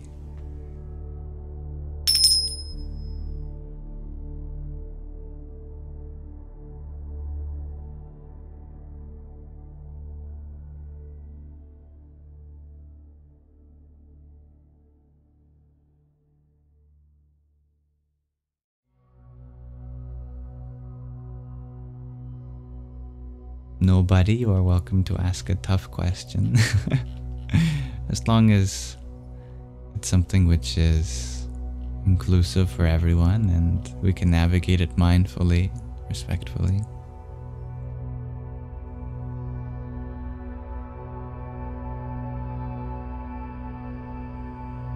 Dear fallen angel, you were wondering, what are some ways that we can be more outwardly expressive?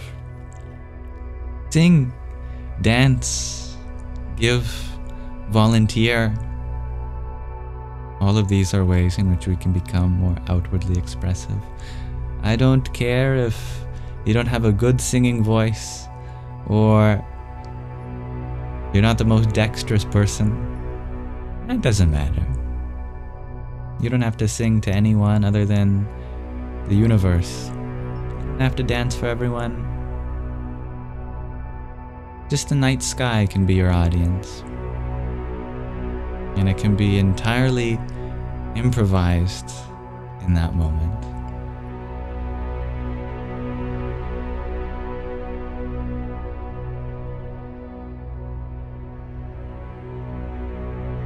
And dear Camus, you shared that you were meditating today, and right after it you slept for 2 hours. Why does it happen? Be asleep requires to be relaxed. To meditate means to relax. As the Dalai Lama says, sleep is the best meditation.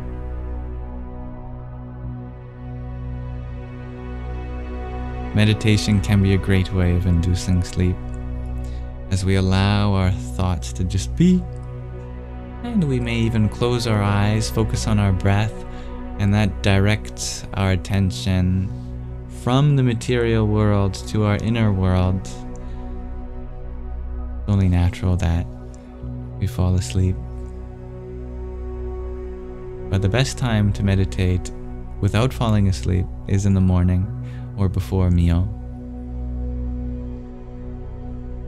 And speaking of sleep, fallen angel, you're wondering how many hours of it do I get?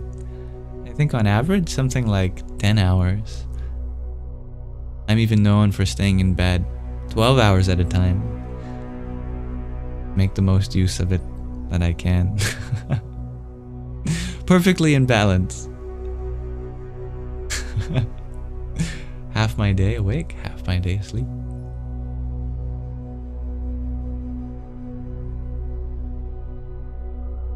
Thank you, dear Kulli, for the heart me you sent to. Namo Bhagavate Vasudevaya. If you want to not fall asleep while meditating, one of the things that you can ensure is that your neck remains only supported by your body. If you lean it against anything, it's very easy to fall asleep. You can support your back though, no problem with that. Or you can do movement meditation. Very difficult to fall asleep if you're doing movement meditation. Like walking in a garden.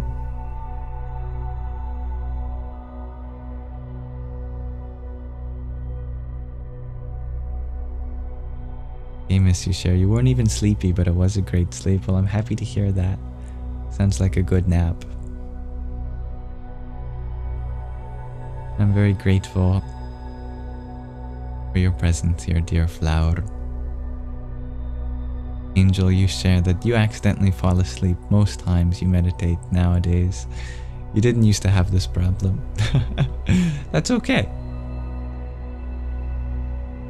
Many of the effects that meditation can cause can be found in sleep as well.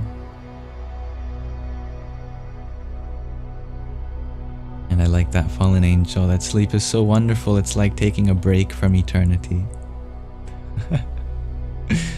Well said. And fallen angel, you add too that you feel when more in tune with yourself, you need way less sleep and food. That's a wonderful observation as well. Yeah. It is said that yogis eat something like only a handful of food every day and sleep something like 4 hours a night. It's pretty remarkable. But every body is different. Earlier, Dadi, you wonder if the world is coming to a dark era. There is a lot of darkness in the world, and according to scripture, this was prophesied specifically from about 5,160 years ago. Practically everything you can think of in terms of history has happened since then. To 432,000 years after.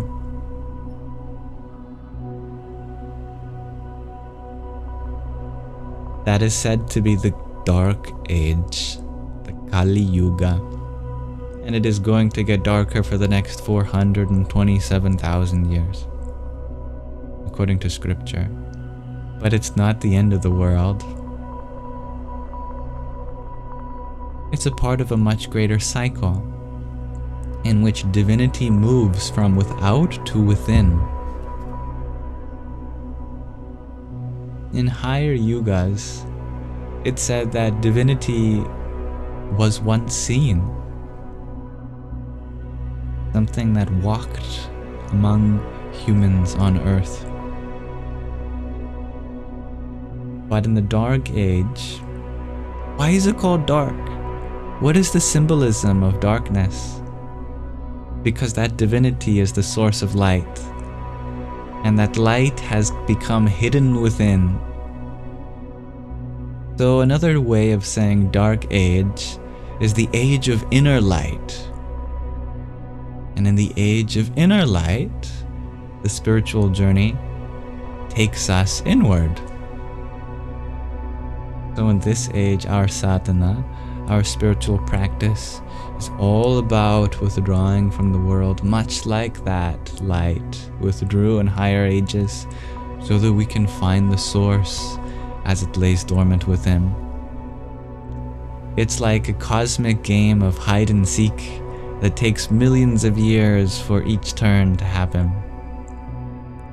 Right now, the divinity is playing as the hider, and we're the seeker. We have to go find where that light is hidden.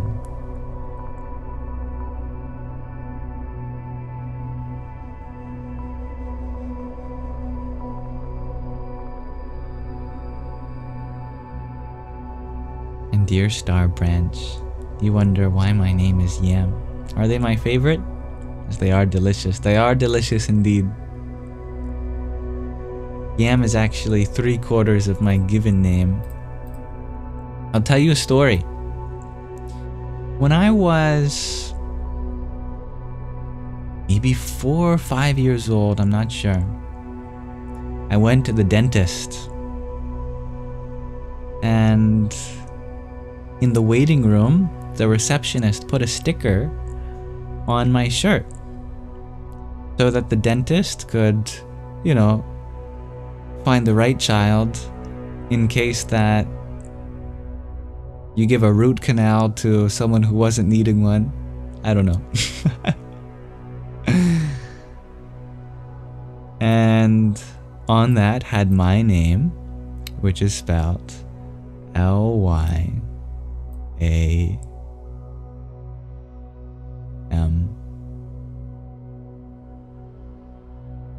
use my mouse writing. And because it was a children's dentist, there was a little sticker that went on every single name tag. And there was a sticker of a frog. I'm just going to show you where it was located. I don't know if I can draw a frog. This would be a fat one anyway. Here, we'll make the top the butt. Some legs behind.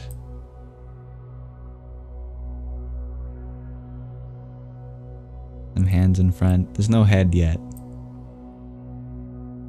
Somewhere it has eyes. And a mouth. And so when the dentist came into the waiting room, he looked around, saw me, and read, "Yam!" And so it stuck from that day. I was Yam.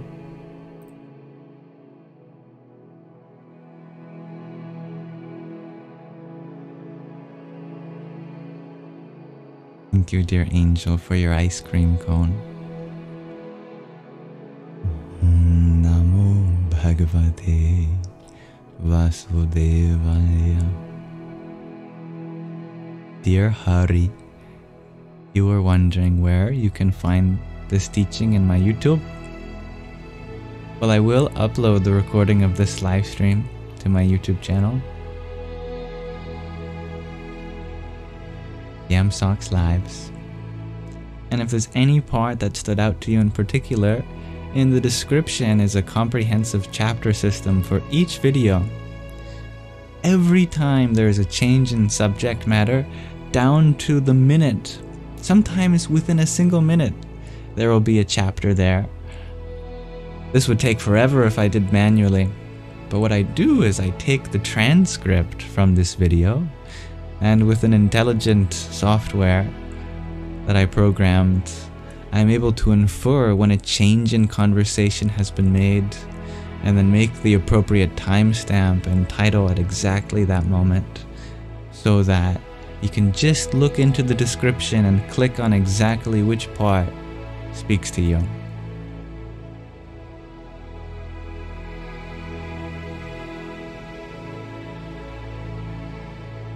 I'm happy you all enjoy my origin story. My name Yam.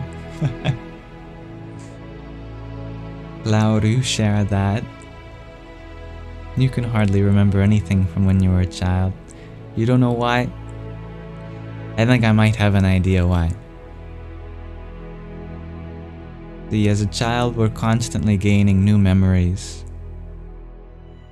And it's all there. However, we compartmentalize our life when trauma occurs. And when we process that trauma, it opens up a game. In general, as we get older, we forget more and more.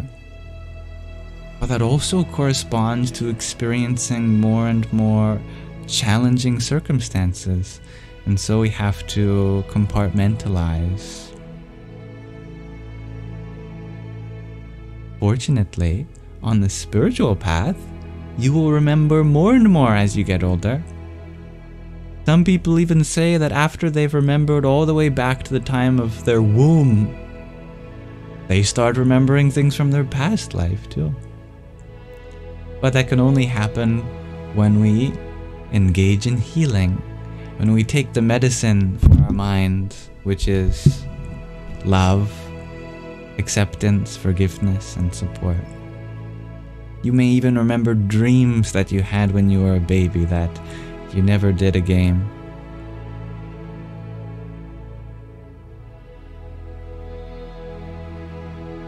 This is a possibility for you. Hello, Danjo. Oh, I just realized that your name may be Hispanic, and so the J may be pronounced as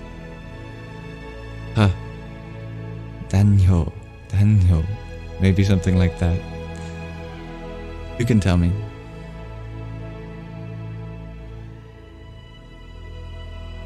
And thank you, dear Babblefishy, for your disco love. Radhe, Radhe. Dear Angel, you shared that you've always had memories from the day you were born. People think it's weird or don't believe you. I believe you. Because I'm just like you. I am sorry to hear about your trauma, dear flower. But I'm grateful that it's something that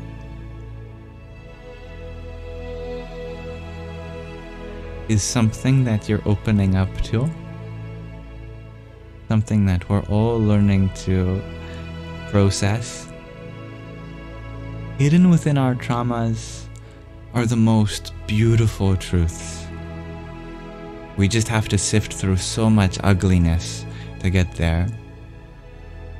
But every now and then, you'll be thinking of some memory that at the time was hard, and then something will click, and you'll see it from a whole new perspective, and you just go, wow.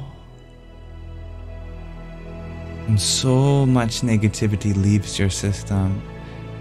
And with that, you open up to something new. And you open up to something old at the same time. And life is delineated in those moments. You're peacefully your own. You shared that you could use some positive vibes as you're struggling heavily with depression and trauma. I'll tell you what Jim Carrey said. That being depressed is needing deep rest.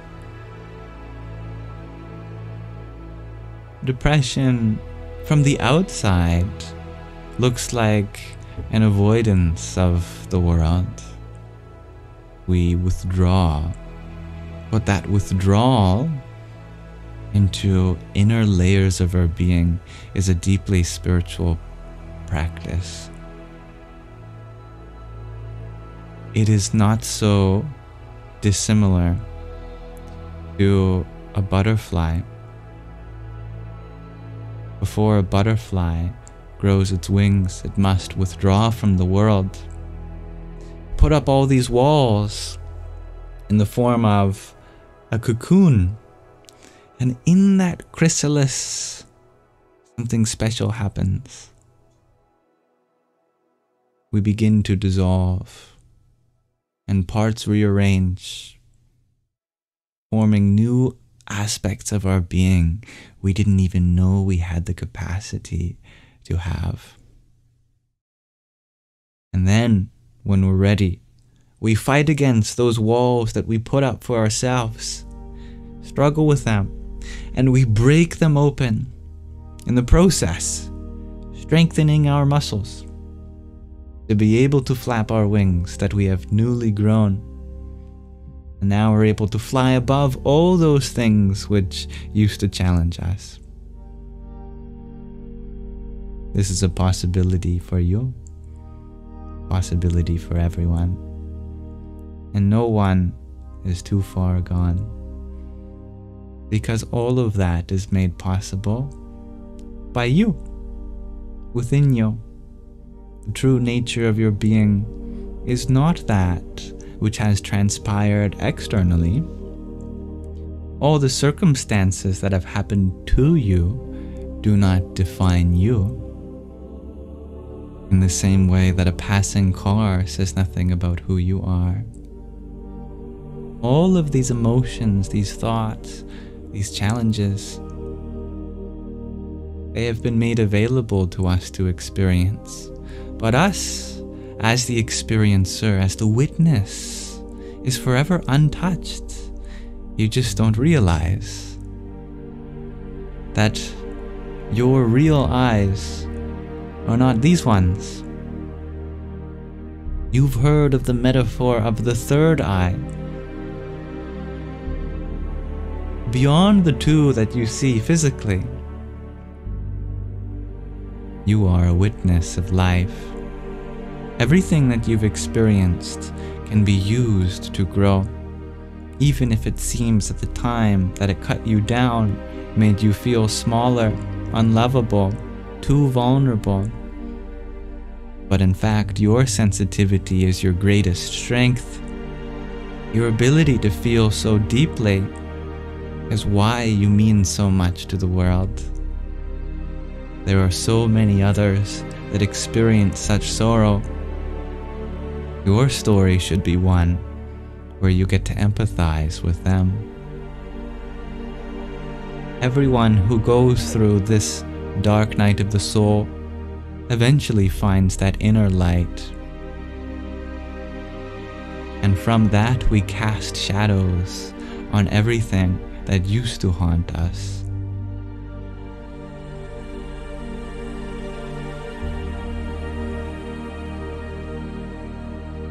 And when we get older, we will utilize that depth of our experience, and we will shine the way for others too. There are so many experiences that are conducive to beauty. We just have yet to find that beauty. And when we cannot find it without, in the world, in our body, or even in our mind, we must go even deeper to find the source of all beauty itself. Your shining, effervescent soul, which has stood the test of time. That same conscious spirit that shone through those eyes when you were born, when you were a child, now that you are growing, as an adult and an old age too, and the passing of forms that come and go, you will forever remain the same in spirit as you have always been, knowing this to be your true identity. You have nothing to lose, but everything to gain. We just need to let go into the trust that you already have everything you need within. With that, I will be keeping an eye out in the news, the story of a bright, beautiful butterfly emerging from a cocoon.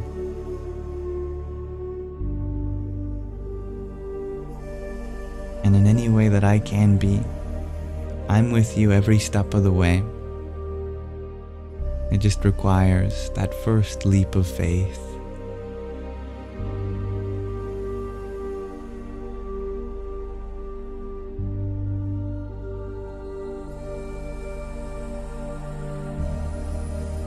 Dear Leordati, you shared that you saw a butterfly today. I take that as a good sign. Thank you for sharing.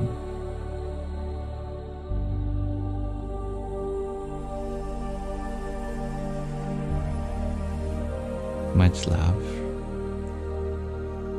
Dear Izzy, thank you for the heart me that you sent too. My heart goes out to all those who are suffering. May our shared experience be one in which the darkness becomes the space for us to discover our own light.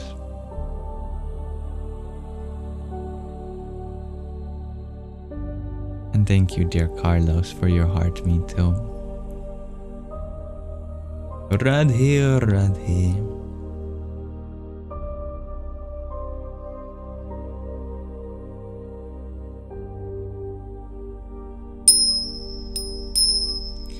Dear Leordati, you ask, why are cows holy in Hinduism? Good question. First part to the question, In Hinduism, everything is holy. All of life is considered sacred. So it's not just the cows that are revered, but all animals and plants too. This is because in Hinduism, this universe is seen as the Divine Mother herself, and she has the source of life within her. Therefore, we have reverence towards that omnipresent divinity within all living creatures. Secondly, and specifically, a cow is very much like a mother. She provides manure, which still to this day is one of the biggest sources of soil and fertilizer for crops all around the world. And so, she feeds the world, just like Mother Earth. Also, she provides milk. And that dairy can also be seen as a way of being a mother. As a mother breastfeeds, a cow happens to do so for many lives other than her own. She is the Divine Mother. She is very holy that way.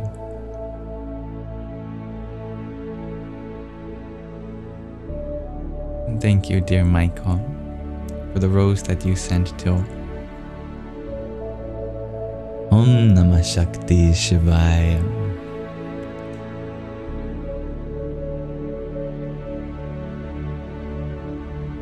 Ari, you had wondered, I've ever been in Mexico or Paris, as you live in both.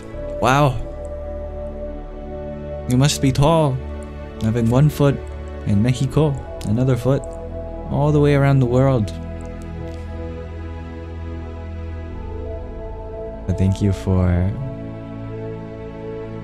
the offer you provide in case I ever wish to travel to these places. I have never been. Fallen angel, you ask, what's the opposite of opposite? It's the same, isn't it?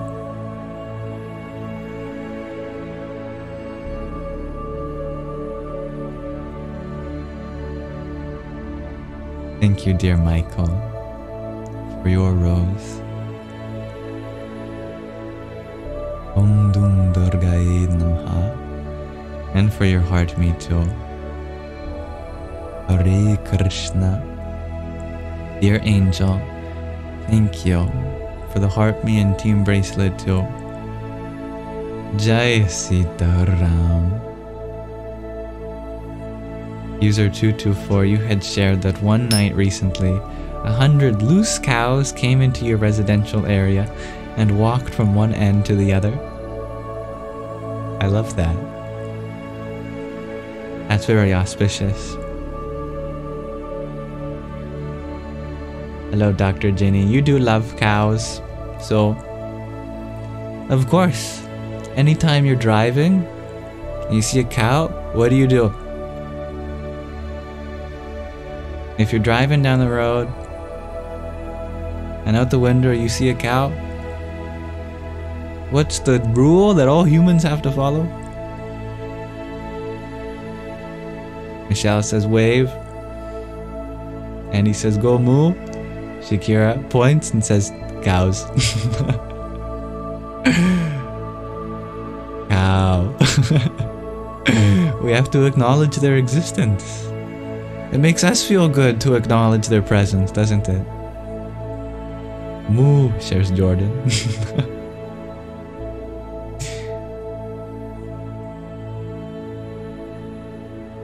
And Jay, thank you for the dancing flower. It's my flower dance.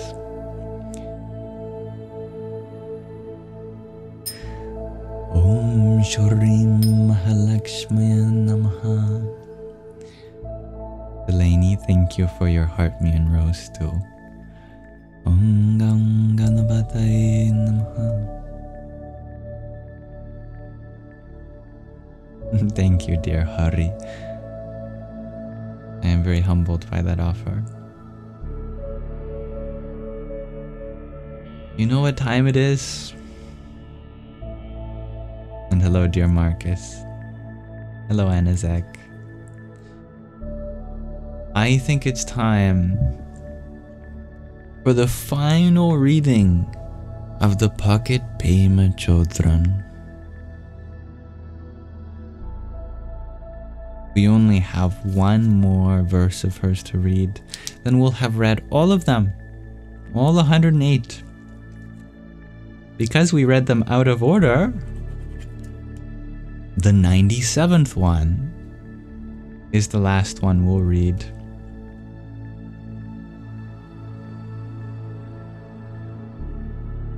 Allow me to find that.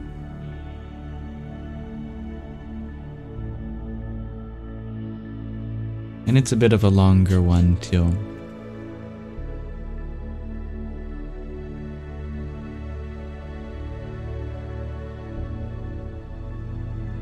Oh dearie me.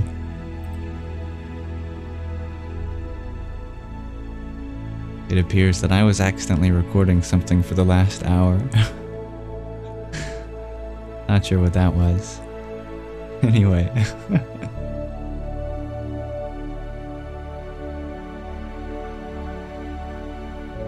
Let us read the 97th verse of the pocket Pema Chodron.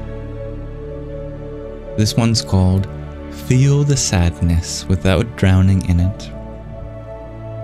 And as I mentioned, given this is the last verse that we have yet to read, since we were reading it out of order, let's see what the universe has in store for us in terms of the concluding, ultimate essence of dear Pema Chodron's teachings.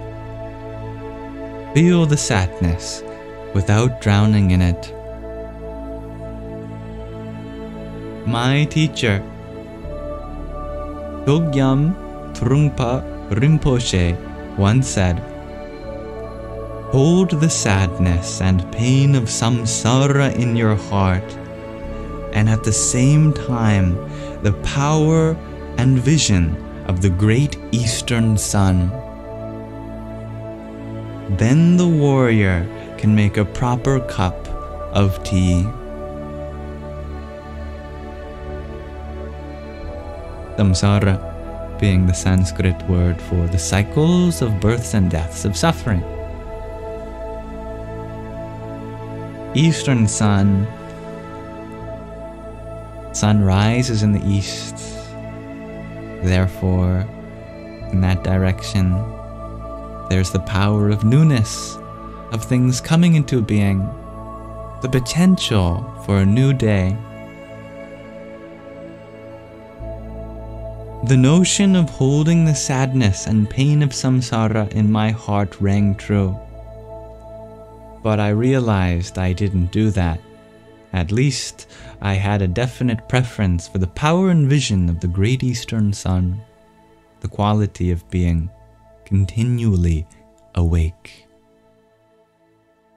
If you can live with the sadness of human life, what Rinpoche often called the tender heart, or the genuine heart of sadness, if you can be willing to feel fully and acknowledge continually your own sadness and the sadness of life, but at the same time not be drowned in it, because you also remember the vision and power of the great eastern sun, you experience balance and completeness, joining heaven and earth, joining vision and practicality.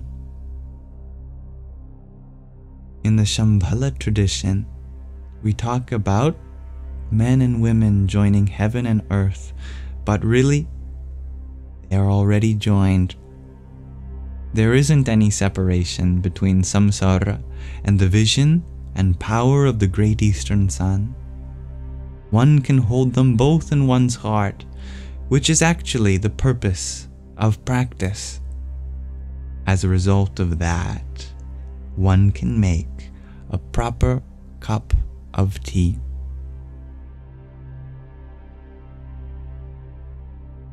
Thank you for listening to these readings of the pocket Pema Chodron. I'm so honored to be able to bring her words to you all. And with that, let us all remember to feel our sadness without drowning in it. Allow it to be a part of this moment. And with it, recognize the light of the rising sun, the dawn always approaching. Namaste.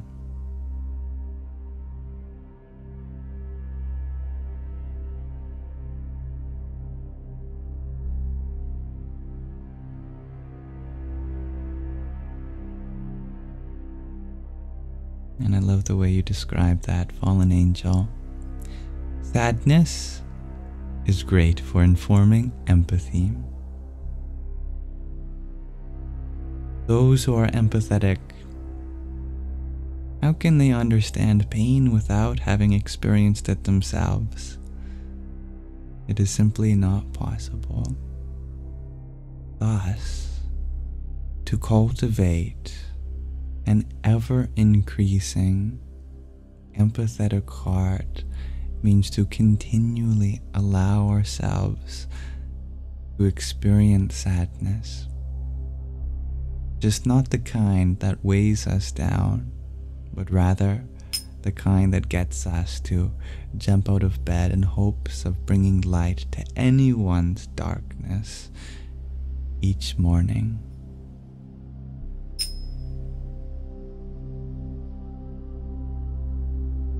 Namaste, dear JV. Thank you for your finger heart.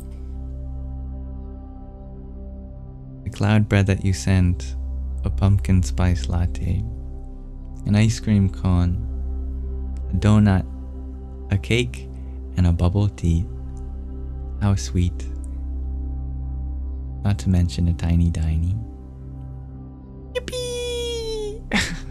Thank you. Hello, dear Sadik. You share that you sleep your sleep schedule, so you'll be going to bed. That's very healthy of you. I won't stop you. Please do so. May you fall asleep in peace and wake up in peace too. Dear Puyatika, thank you for the rose you had sent to Riom Tadsat. And Anazak, thank you for your heart me. Radhe, Radhe. Your bedtime became your waking time. I understand what that's like. It is said that the Buddha was one who dreams while awake and is fully awake while dreaming. Thank you for your heart, me too. Om Namo Buddhaya. Dear Dr. Ginny, thank you for your pair of roses too. Radhe, Radhe.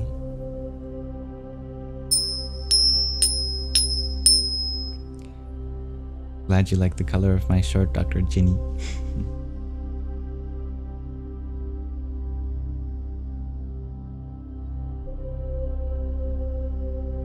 And Mina, you share that you're again going to be going to sleep while listening. It's very soothing. Good night. Well, may you have beautiful dreams too. Try not to jump up and down and scream. No promises.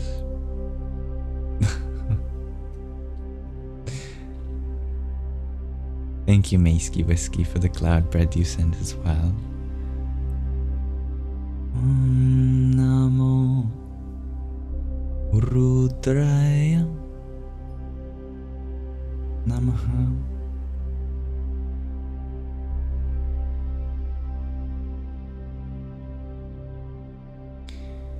Thank you for wishing me a peaceful night, Jenny. All the same for you too. Yes, you are a very good mom at that, dear Dr. Jenny.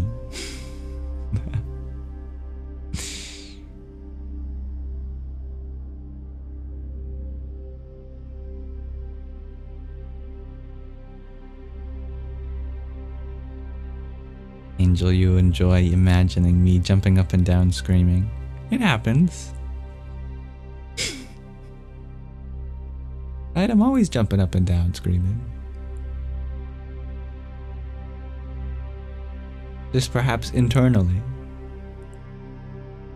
You know that meme of that kitten who's behind a glass door, jumping up and down, going like this?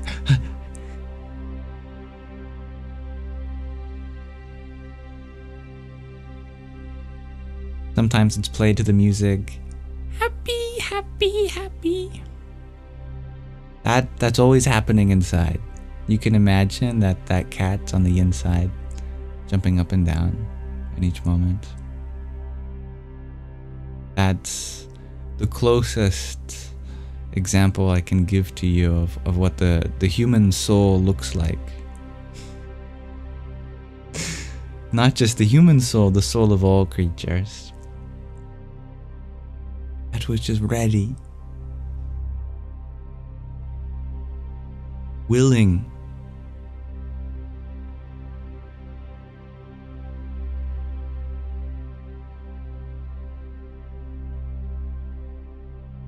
the greatest potential of love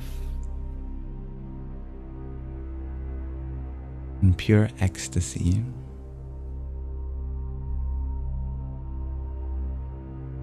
Thank you for your blessings, dear Michaela.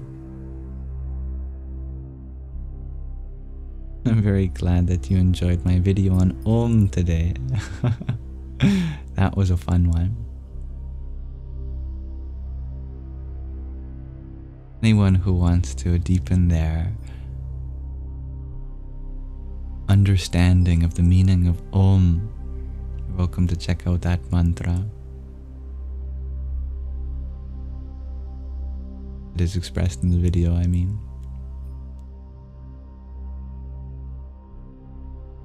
Michaelia, you're wondering, are these my real eyes or contacts? Got them straight from my mother. She made them herself. But I do have the saturation turned up on my video, so it's a little exaggerated. But it would be like what it was in bright blue, sunny sky.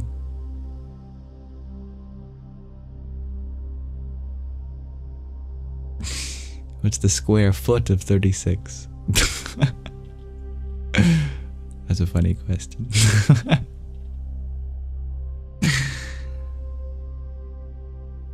Square foot. Forget root. But you know, our feet are like roots. They're the closest we have to them. So too, sticking them in the earth can be just as grounding.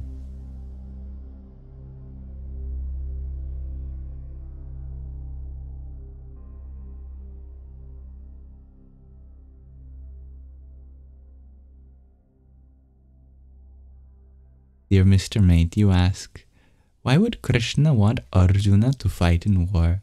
You're not understanding this properly.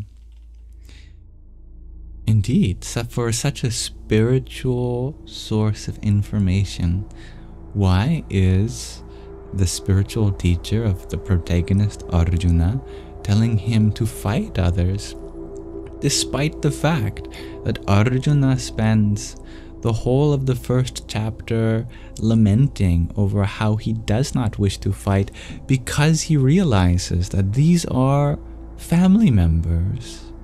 And even in the case of them winning, they'll get to enjoy a kingdom over the blood of those that they have slain. What kind of victory is that? Arjuna points out that even showing up to fight is a sin, isn't it? But Krishna says you should fight. Now why? Well, this requires a lot of context and a lot of layers to unpack. This is the story of the Bhagavad Gita, the Song of God. The Bhagavad Gita is a very small part of a much larger story called the Mahabharata. It's literally the longest epic ever about 100,000 verses. Each verse is written in poetic meter. Bhagavad Gita is only 800 verses of 80,000 or so, which means that it's what? Literally 1/100th of the full picture? So we're missing 99% of the context, aren't we? The context informs us that this war was inevitable, that everything that could have been done to prevent this conflict was done. Pandavas, the side of the army that Arjuna is on, does not want to fight because they represent dharma, righteous duty. But the Kurus, the opposing force, will not heed to any sort of rationality. So this conflict goes much more than just deciding to fight. It's the last resort, and doing so means a prosperous kingdom too, because if they had won, if they decided to surrender, then that would mean their reign of terror would continue in other ways, and they would create some oppressive form of government. That's the historicity of it, the literal interpretation, and even there we can find elements of truth, as we can compare it, contrast it to conflicts that exist today. There are many conflicts that should not be happening, but yet we have it so that if one side stops, the war ends. But if the other side stops, then their identity is destroyed forever, and life as they know it will cease to be. So they have to. The only way to continue to have their lives become expressed. So there was no alternative in such oppressive states, but it's the last resort. But spiritually speaking, there are other layers to unpack here. For instance, the Bhagavad Gita is also a metaphor, and Krishna himself points that out. At various different points in his song. For example, the battlefield that they're on is famously called Kurukshetra, the field of the Kurus. And then a whole part of that song is talking about the field, the Kshetra, and its witness, the Kshetragna. In this case, there's a metaphor being made of our body being the warfare, the place of the warfare, the field, and the witness being the consciousness, the Kshetragna. The symbolism here is that the conflict takes place within each human being. Krishna is the charioteer, the consciousness. Arjuna represents the one that guides the horses, that is the intellect. The reins are the mind, and the horses are the senses. And the path that the horses embark on are the sense objects. Krishna is the Paramatma, the higher self. Arjuna is the Buddhi, the intellect. The reins are the manas, the mind. The horses are the indriyas, the senses.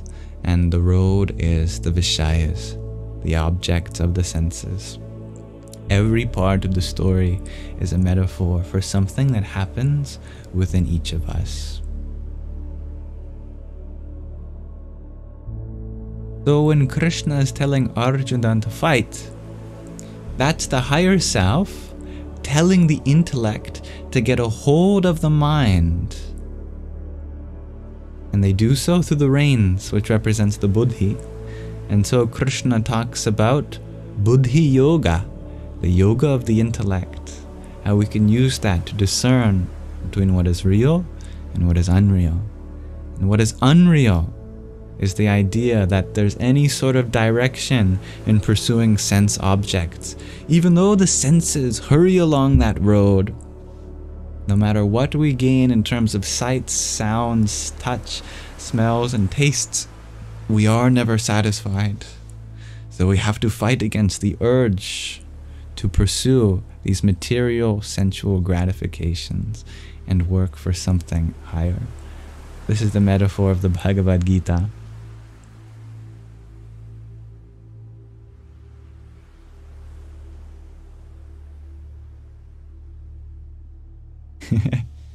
Dear user 224, you're very curious about what type of learner I am.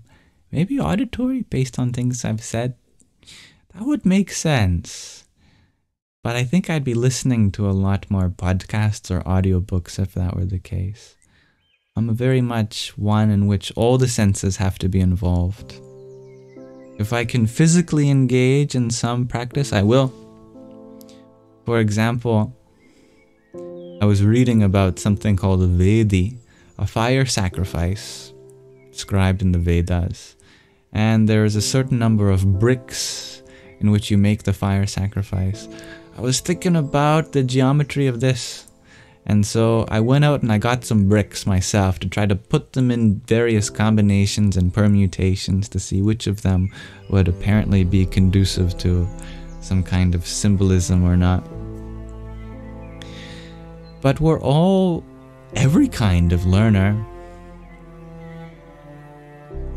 We learn through each of our experiences. We just might have a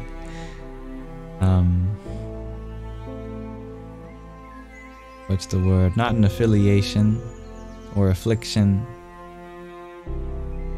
but one way of experiencing things which we find easiest. I think audio-visual is one of the biggest for me too. Aptitude, that's the great word I was looking for. Thank you. Zakira, you're wondering, is that why I went to the brick store but they didn't have any bricks? Good memory. That's right.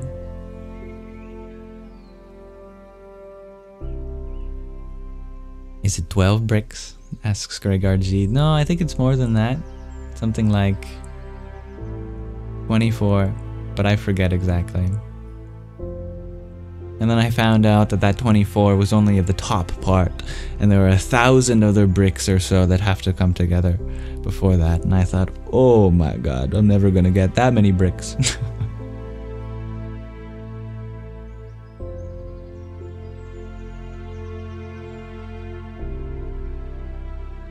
Dear Silent Storm, thank you for your heart me as well.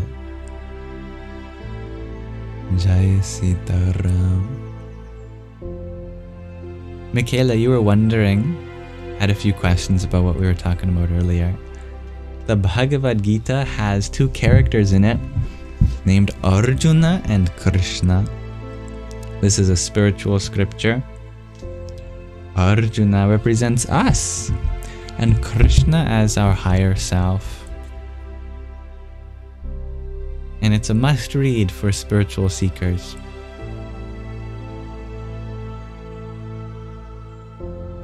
Thank you, the Jarrett Show, for the music play you shared too. Hari Om Tat Sat. Welcome. Orange Dwingo, you're wondering, any mushroom trips lately?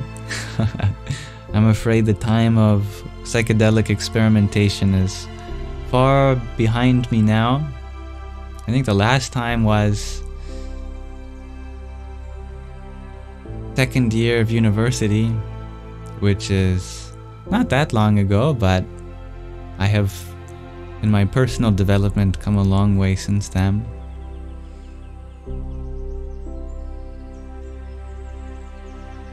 Thank you for your little crown, dear Dr. Jenny. Radhe Radhe. Dear Gregard-ji, you share that you have heard of ancient temples devoted to the constellations made from 12 stones. Fascinating. 12 stones corresponding to 12 constellations.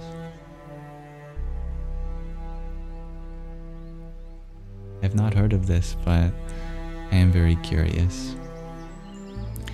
Orange Dwingo, you missed my fractal sessions. Those were a classic, yes. But instead of exploring the self-referential geometry of mathematics, perhaps we can continue to embark on the self-referential journey of spiritual life as we continue to unravel layers of ourself and find aspects of that being reflected, small and large.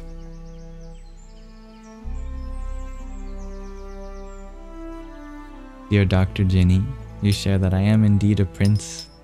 Well, it makes sense because when I was younger, in Calgary, my father used to live in an area of Calgary known as Kingsland, and my mother lived in a residential complex known as Queensland. And as they were separated for a time, half of my time I'd spend in Kingsland, half the time in Queensland. I must be a prince.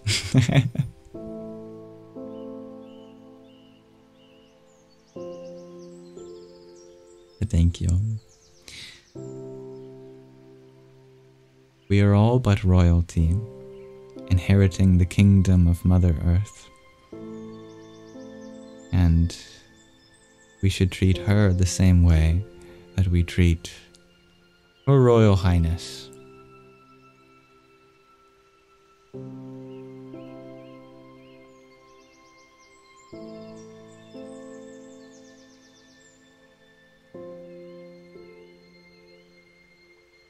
Gregor G, you shared the 12-piece puzzle of a temple. It's really just a little pile, and they would go there to pray and leave offerings. I love that. I'd have to check that out. I'm really curious. Orange Twingo, you're wondering if I no longer experience the solipsism or nihilism blues. In between the videos I used to make, I did experience a lot of suffering in the form of existential dread and anxiety and depression. But in the last year, I've experienced such a transformative growth in finding out how much life there truly is to live beyond theoretical musings. Let's make it practical.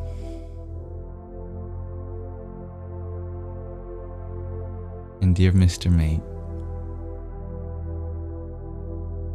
I'm happy to have this space with you in it too.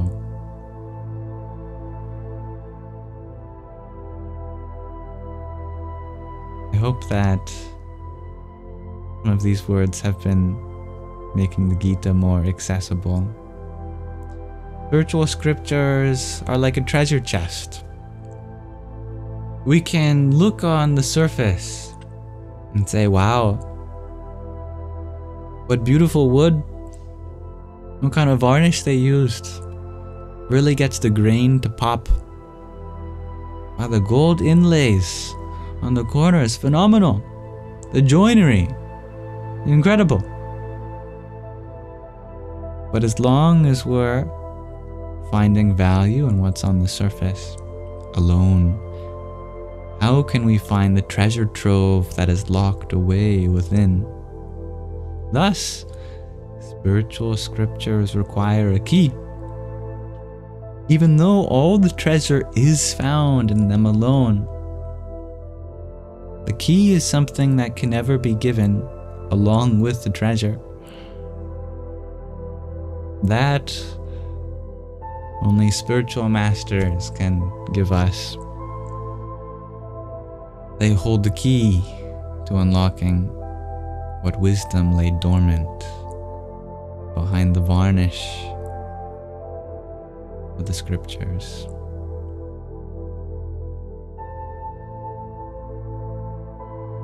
Dear Dr. Ginny, you share that I make you think of The Little Prince from the children's book. Have I read it? Maybe. It sounds familiar, but I'm not sure I'm remembering. Thank you, dear Dr. Ginny, for your trio of roses too, and your tiny.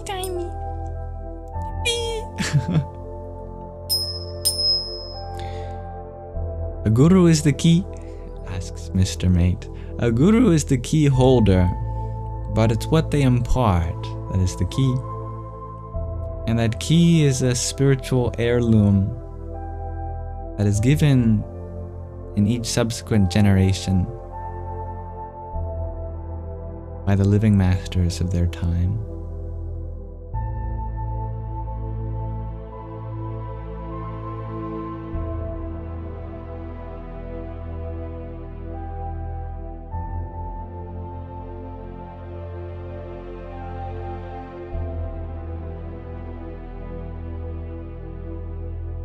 Dear Gregorji, you share that you just wondered if gurus have this great outlook through both conversation and introspection, or just by being taught. You suppose it's both, but more the latter throughout ages.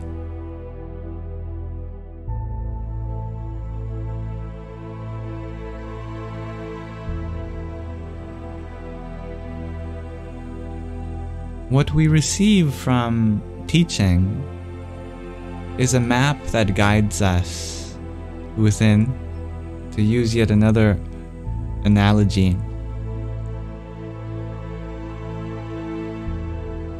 I think I touched upon that indirectly in a video I made about what is a guru, that I heard from Swami Taratmanandaji, who was the guru of Sky Guardian Ji, one of our Sanghis. Swamiji said something that has stuck with me, and it's that a guru has two qualifications, perhaps among others. The first is that they must be learned in the teachings, and the second is that they have discovered the truth of those teachings. If you're just learned in the teachings, then you possess the theoretical knowledge, but not practical realization. You have the map, but have yet to embark on the journey. At most, perhaps you're a scholar, because you are able to retain the data-driven approach to spiritual understanding, which is the core elements. There are a whole other class of beings that have just the opposite qualification. They have the truth of the teachings, but no way of teaching. They have to come up with their own terminology or become a student too and discover how they can impart this. And they are the mystics. But a guru must be learned in the teaching and have discovered the truth of the teaching simultaneously. And I think what you described earlier is of both, that there is a kind of teaching, as you said, that happens from without. But through, for example, conversation and introspection, we make it practical. We embark on that journey to find the treasure at the end of the map. And we've unified both analogies with a treasure chest and a treasure map. That's fun. Thank you, dear Gabriella, for your heart, me too. Om Namo Bhagavate Vasudevaya. And Om Tat Sat. Thank you for your pair of roses too. Hari Om Tat Sat. Pirate Yogi type beat. You're funny, Greg RG. Yes. We are all teachers and students at the same time. I remember hearing from Rahul Ji, the host of the Bearded Mystic podcast that has had me on too many times now. Of course, I'm always honored to be there, but I feel like that space is not something I even have enough wisdom to share things on. Anyway, the first time he interviewed me, he said something that he learned from someone else that also stuck with me. And it's that When we're answering a question, we're teachers. And when we're asking them, we're students. And always, in each moment, is there a question and an answer. Therefore, there is both a teaching and a studying happening at once. Dr. Ginny, you ask, can we choose a guru who doesn't claim to be a guru? Well, given that that answering that question overlaps on my identification as not being a guru, I have to be very careful with my words now, don't I?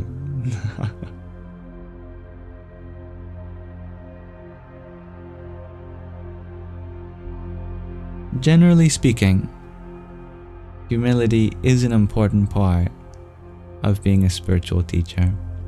That the spiritual teachers are not going to be the ones that have it clearly labeled on their chest or maybe their forehead and are running around saying, hey, I know something that you don't. I can teach you something. So, humility is a virtue of a great teacher, but it's also a virtue of a great student too. Best students must recognize their role as a student as well. But we can confide in fellow students for teachings too, assuming that they feel like they understand their teacher too.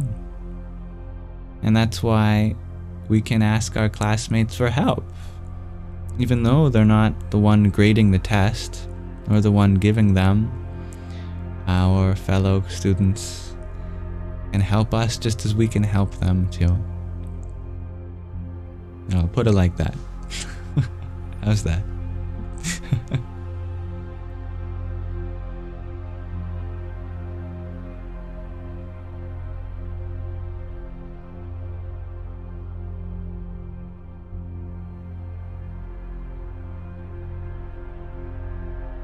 Akira, you're wondering if I can ship to Germany.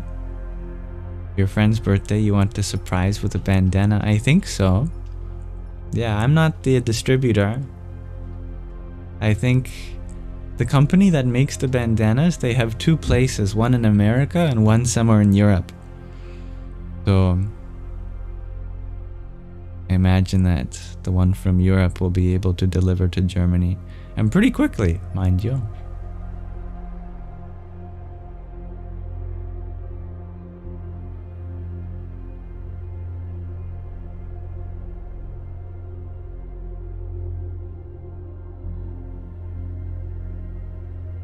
But I'm very grateful that you find something of value in these silly gifts. You know, I would hope that you give something to your friend that's deeply meaningful and will bring them lots of love and light. And if there's anything that would do that even more, efficiently than the yam dana, do not hesitate to consider that also.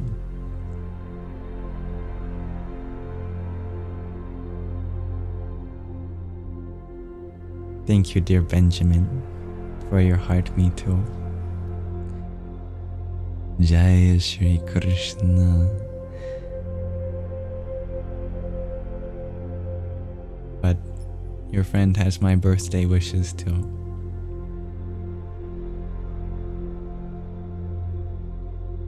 Meisky Whiskey, you're wondering if I have the gift, since I'm so spiritually connected, to dream the future. I will say yes, I do, but every time it's happened, it's always been the most silly of circumstances. Like, it has never been some great prophecy that compels me to make some preemptive change in my life. There were two instances that I can point to. The first of which we talked about, I think, in yesterday's live, of a magician with purple sparkles on their hands. And then the next day I ended up having purple sparkles on my hands out of nowhere, and that was quite fun. And the second was this wasp, I think, that I dreamt came into my room and asked if we could stay for a while, make home here. And I was like, sure, why not? You know, as long as you don't sting me. And then after I woke up, just a little bit later in that morning, a wasp flew in the room, and then it went to the same spot that it did in my dream. And I was like, wow, I feel like we had a conversation already. That this was a wasp that asked for consent to be here. Well, clearly I gave consent in my dream, so who am I now to take it away?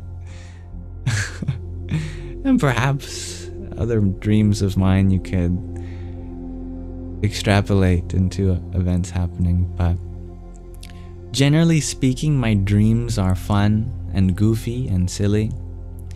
And so if I ever dream about something happening in the future, it's also probably equally goofy and silly.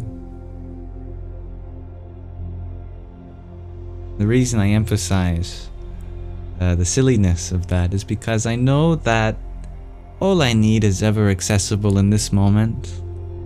All that is wonderful is here and now. I need not have awareness of the future to be able to find fullness of expression now.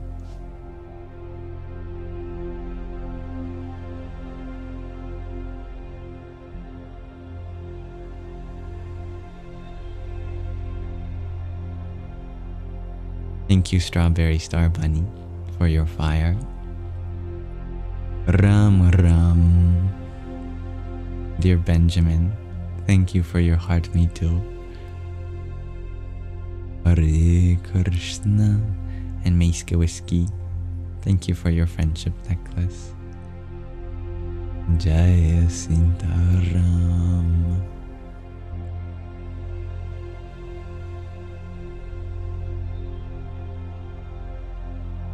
You're the lazy philosopher.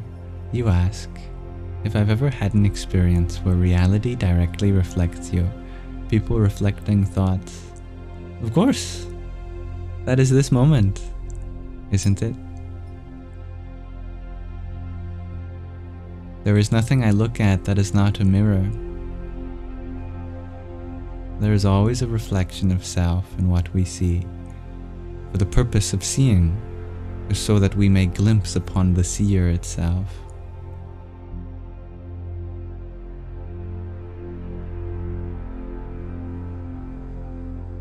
And dear Starlight Wow, you ask if I can comment on the I am phrase. Soham, the Sanskrit mantra. I am. When the divine revealed themselves to Moses in the First Testament of the Bible, also simply known as the Hebrew Bible or the Torah, Moses asks for God to describe himself. Who art thou? Moses calls out. Jesus says, sorry, what a Freudian slip that is though. The divine says in response, I am.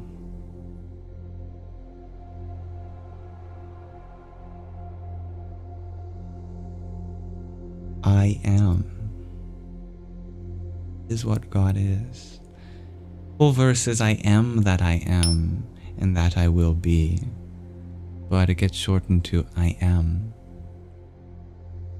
What is the significance of this? Is the divine being shy? Playing coy with Moses? Hard to get? I'll tell you more later. No, that's all there is to know. That is the highest truth about divinity. So God is.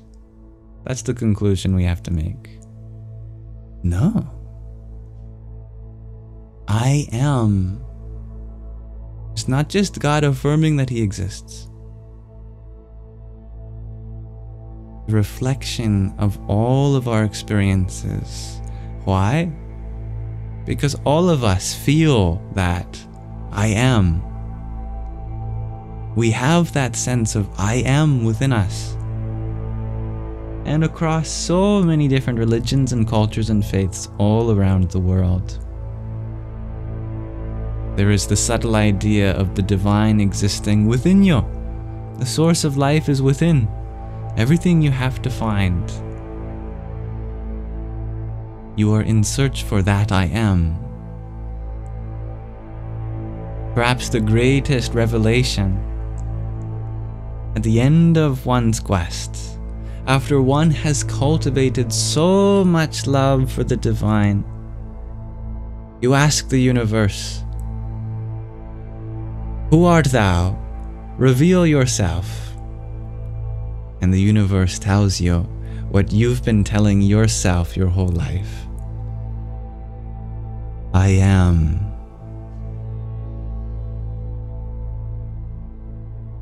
Who is God? I am. Not I as in Yamsox. Not I as in any person in particular. I as in that light of consciousness that illuminates everyone from the inside out. I am that I am, and that I will be.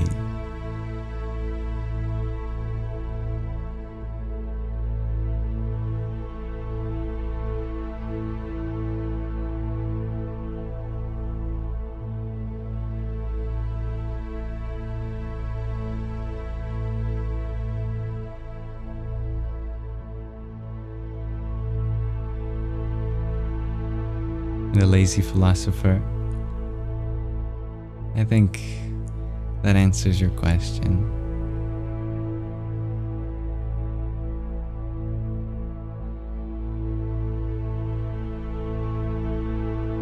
Hello, Eli.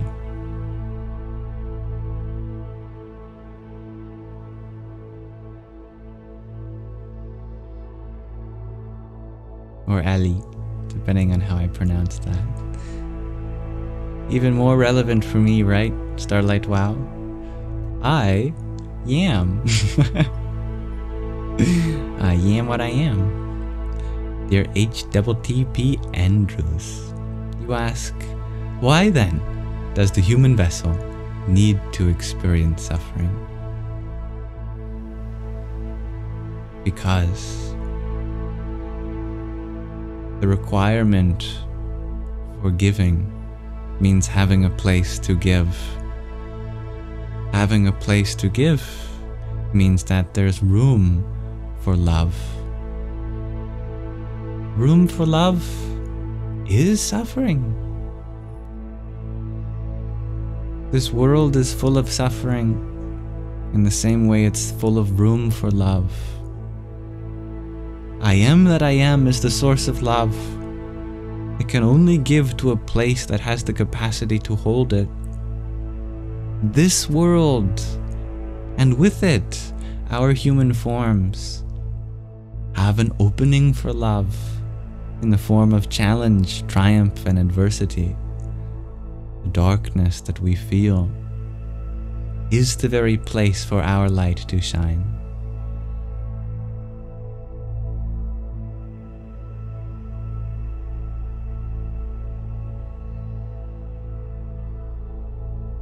Dear Davis, you ask how to deal with anger. Deal is a funny term, though it makes the most sense. It does feel like we have to make a deal with our anger. We have to find some agreement. Ultimately, it's not the anger that we have to deal with. It's our own reaction to the anger. That requires creating space between the sensation and the experiencer. At the moment, we feel as though anger is the reaction, and with it comes all of the things like raising one's voice or throwing your phone at the wall.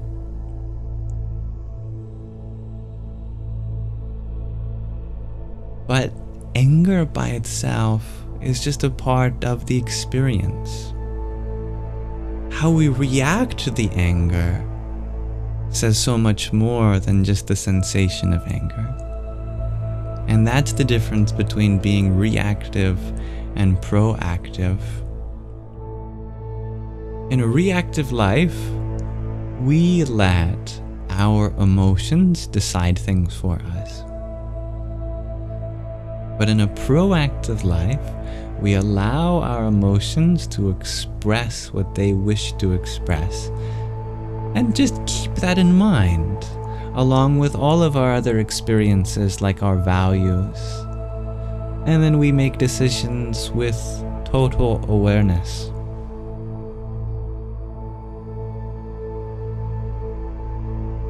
We act not simply based on what is occurring, but on everything we've experienced and the potential that we've grown to realize existing in each moment.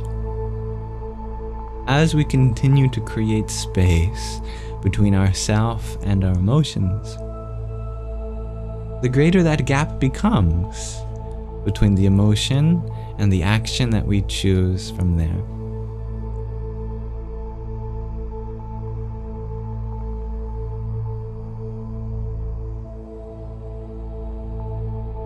Laura, you share that you swear like a sailor when you're angry. You cannot lie. And that's very meaningful because we just wish to express ourselves and be heard. And using such charged words certainly can get a point across.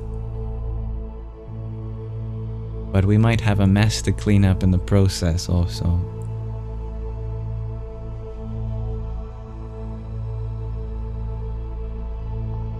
Dear HTTP Andrews, you ask, if consciousness detaches from this human form, what is the threshold after death?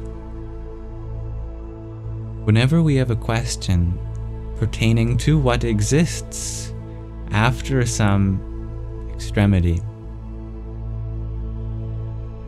we can dial back time to ask about the opposite.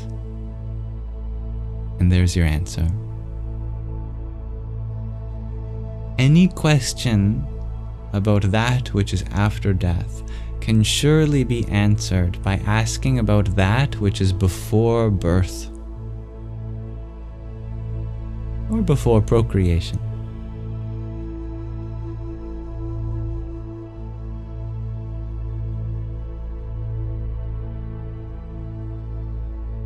Whatever must be there beyond that threshold of death must be not so dissimilar from the threshold we crossed in order to come into this existence, for we are totally returning that state again. And clearly, from that experience before birth, there was some proclivity to be born. That potential is there in that place we return to, whatever it is.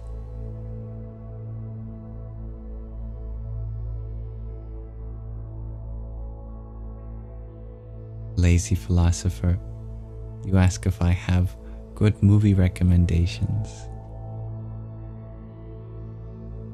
What's the most recent movie I watched?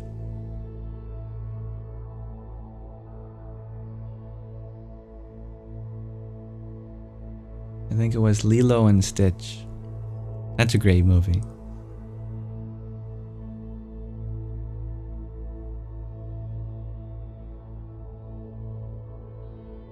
Thank you, dear Hybrid Jen, for your disco love. Om Sum Suryaya Namaha. The Saxy Nerd, you share that you just saw my video about Om. I'm very glad that it was helpful for you. And I have a feeling that as we go deeper and deeper into these spiritual topics, that my audience, which found value in the mathematics that we explored before, will find that there is something deeply mathematical about these things too.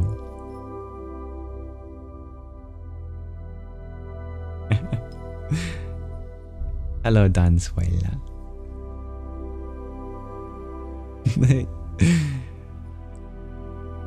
Someone likes Lilo and Stitch. Dear Greg RG. I find children's movies to be the greatest source of wisdom, which might seem counterintuitive, given that you'd expect a documentary on existentialism of the greatest value. But there's something so pure, so limitless about that youthful spirit that lives through childhood stories and children's movies. Because the writers are forced into a position to ask, what is the most transformative story for a child? Someone who has no reference point for these big questions of life. How do we deliver meaning without getting too philosophical? Giving something to such a pure time for our human development. I think the universe facilitates that. I think behind every children's story writer is the universe guiding it along to bring out the most beautiful revelations hidden amidst symbolism and caricatures. I'm gonna watch Lilo and Stitch tonight. Wow, I've really sold it now, haven't I?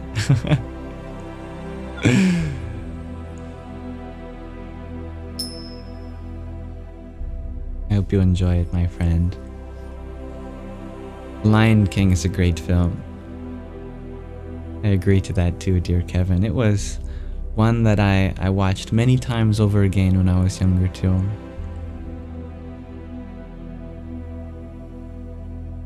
And I'm happy that you appreciated the video on the Om too, the lad. Well, we are coming to a good time for us to end our live stream today. So I think that perhaps we can begin to land the plane before it gets too late. I like doing late live streams. I also like going to bed on time. So I am going to, for the next few minutes, walk us through closing of the Sangha.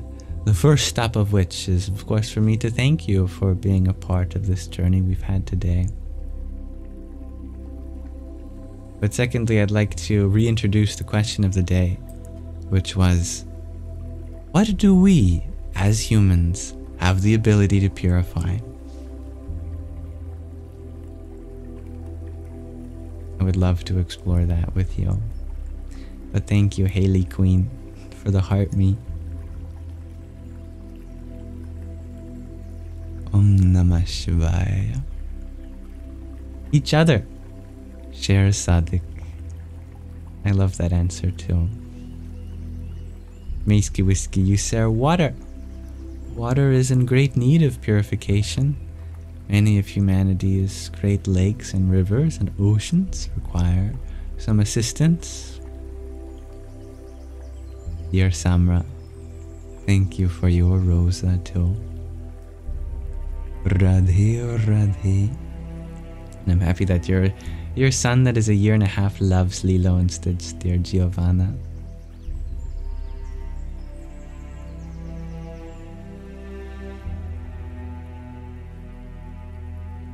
You are 2 hours past your bedtime, Deanna, yet it's not my fault. Well, nonetheless, I hope that you value rest as more important than sticking around here. very good for your body, mind. And we are 98% water, shares Maisky Whiskey. Is that the percentage? Whew. Dr. Ginny, you share our past. I love that. There are many things within our past that require purification. The Chaos Pixie, you echo that of water. Dear Don Suela, you share, we have the ability to purify our thoughts. I love that. Indeed.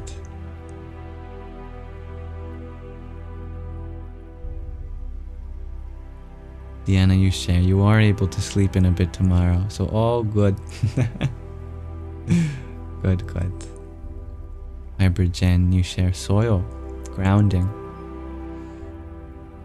Our soil is in dire need of our help too. Soil is an overlooked part of a healthy ecosystem. It's the place in which life grows. Ryan, you share what we sense as the ability to be purified. I like that too.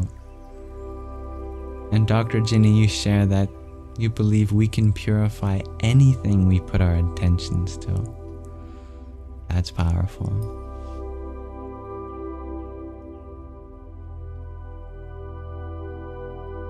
Indeed. I really liked when we were asking this question at the beginning of the live, there was such a diversity of answers. And one of them being that, what can't we purify? You know? Almost everything in our experience, we have the ability to extract some essence out of it. Dear Angel, you share, humans need to care to remain in that balance. It's a part of being a part of life. That makes sense? It's a part of life. We are. Part of being a part of life means taking care of it too.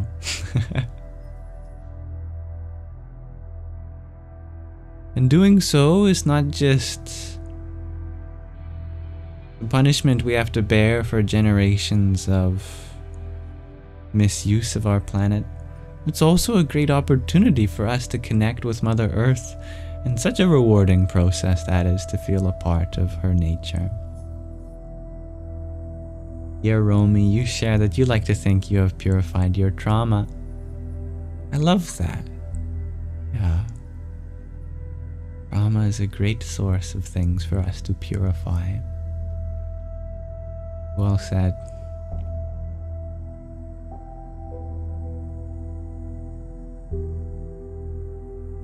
Well, these are certainly some wonderful answers, so I thank you all for exploring this with me.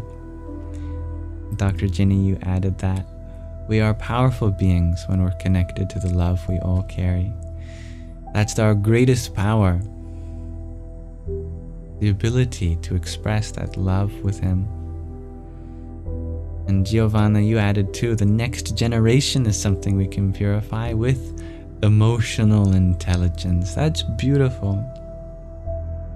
I often see how so many conflicts that arise today, not a lack of material intelligence, but another kind of intelligence, an ability to process, understand, and manage our emotions.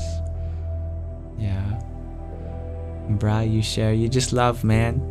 Kindness and happiness is always a key to positivity and good things to come. So true you are.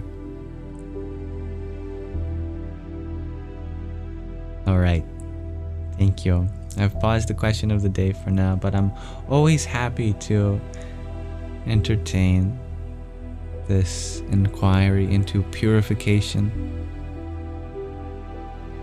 Thank you, everyone. My alarm is about to go off in less than 2 minutes. And that doesn't mean anything for this live stream other than I'm gonna just lollygag for the next little bit, because I would like for it to go off before I start reading, which is the next thing I'd like to do as we begin to bring this live stream to a close. Namaste, Shali. Good night, dear angel. Good to see you too, dear Jordan. The book that I would like to read from in just a moment is the one we've been reading through so far, called The Hidden Power in Humans, all about chakras and kundalini. Written by this yogi, Vishwa Guruji, as he is known to the devotee that sent me this, or Paramahansa Swami Maheshwarananda, as he is known as the author of this book. This reading is going to be very significant because we've come to the last chakra. We've gone through the fundamentals of the yoga philosophy and have gone through pretty much everything we need to know of with all the chakras and the spiritual evolution that is symbolized there. All we have to do now is get it to the ultimate goal, which is the final chakra.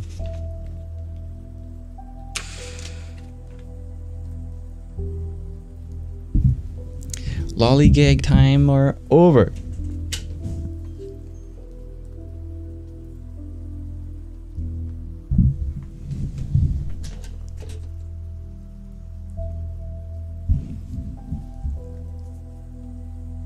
All right.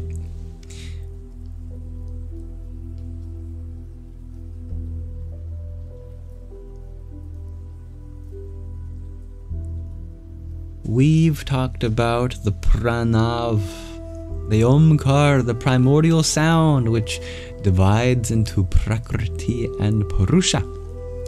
Prakriti dividing into the three gunas, qualities of nature, eventually energizing the five elements which bring rise to different kinds of life, and with that the human being with the extra special qualification of us being eligible for immortality through the advance of spiritual energies known as prana and kundalini up through the chakras that are available to us as they culminate finally in the Sahasrara chakra, the crown.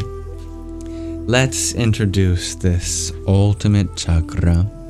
Here it is symbolized with a beautiful form of the divine, as well as a lotus of many, many petals, rainbow, wonderful mountain, lots of symbolism to unpack here. Let's dive into it. Here is the qualities and symbols of the Sahasrara chakra. First of all, the position within the body, at the crown of the head. Its color is said to be diamond white, pure divine consciousness. Also from which all of the colors are refracted. Its tattva, its principle is the adi tattva, the principle of the self, the atma, and its mantra is Om. Its sub-mantras include all the sub-mantras of all chakras and the whole of the Devanagari alphabet. Its lotus has 1,000 petals, a symbol of infinity. Divinity is Adi Shiva, supreme consciousness, the supreme self. Its symbols include a white Shiva Lingam, representing pure consciousness, and its qualities and aspects simply include moksha, liberation, ultimate spiritual transcendence. The astral plane that it corresponds to is Satya Lok, the plane of truth, Its presiding star is, of course, our star, the sun, and it represents the principle of samadhi, union of knowledge, knower and the object of knowledge. Its precious stone is diamond, its metal is gold, its mineral is fluorine, and its sensation and emotion is Mahananda, supreme bliss. Its gland is the pineal, and its plexus is the cerebrum, the brain. And other names include the crown center, Brahmarandra, the 1,000-petaled lotus, and the source of light. Let's unpack that. Sahasrara means 1,000, or more generally, just an incomprehensible number, like infinity.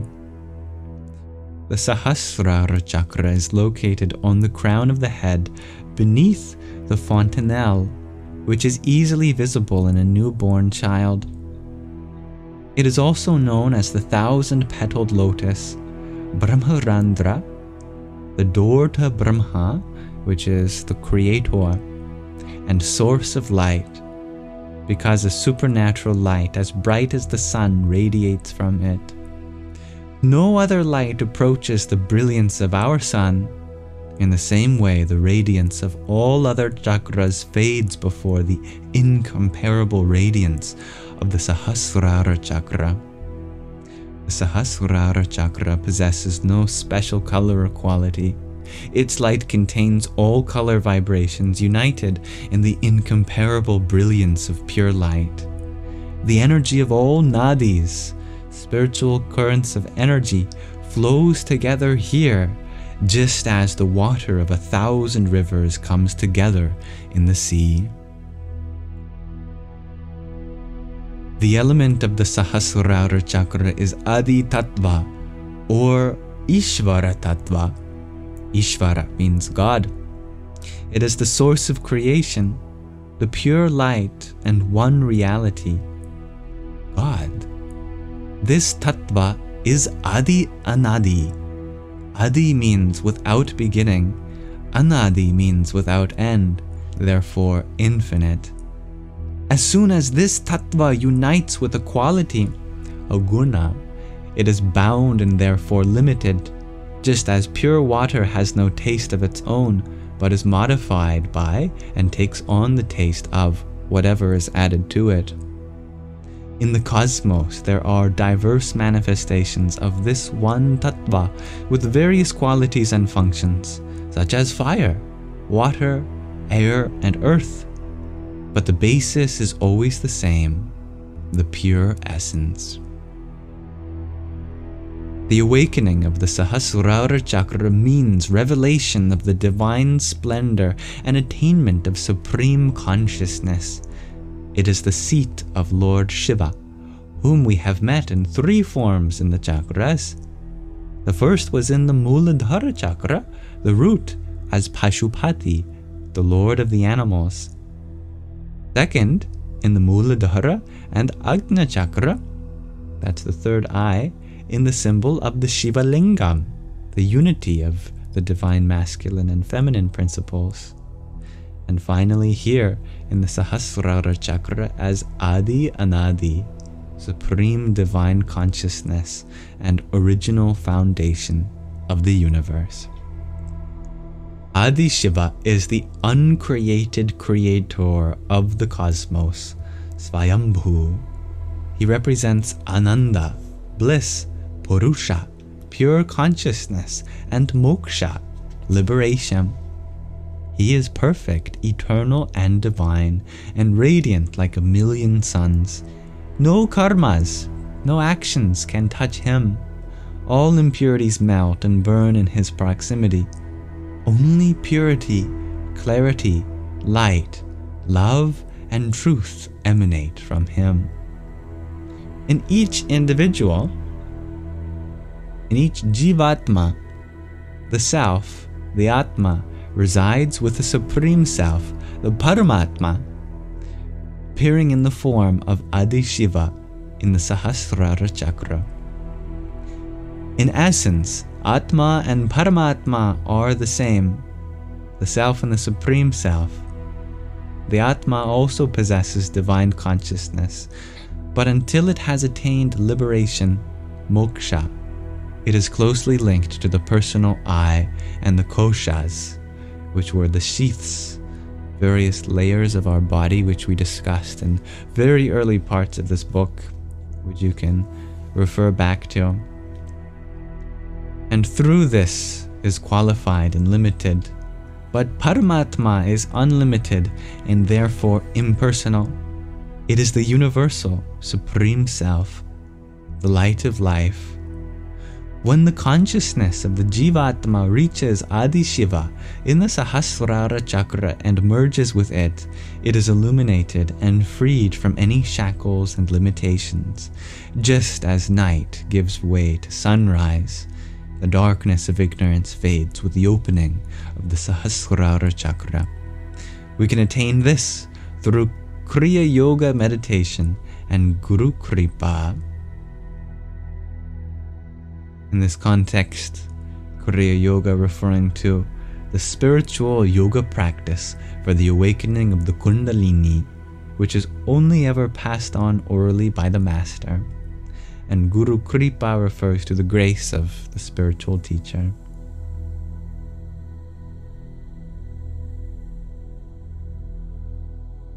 The Jivatma strives lifelong for union with its source, the Supreme Self, either consciously or unconsciously. Or, expressed another way, our lifelong striving for happiness and fulfillment is, at its deepest level, the union of Jivatma and Paramatma, the individual self and the Supreme Self, which, translated in the symbolism of the chakras, is the union of Shiva and Shakti.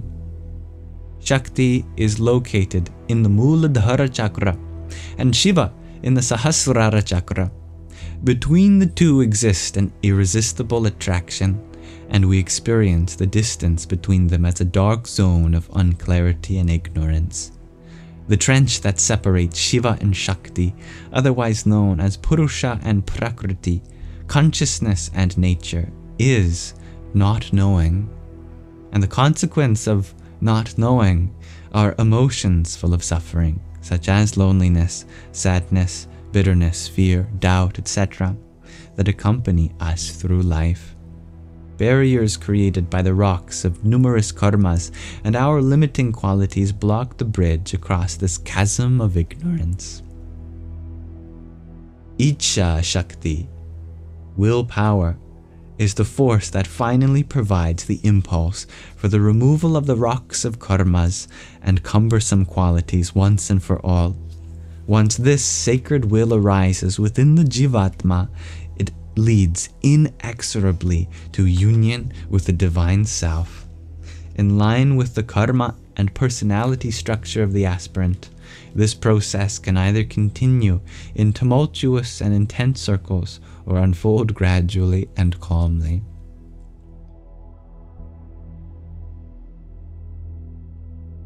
Let's pause our introduction to the crown chakra there for now. So thank you for listening. We'll continue to discuss the nature of the highest of all chakras, and there is a lot more to discuss. We'll leave that next time. For now, I thank you for listening, dear viewers. Namaste.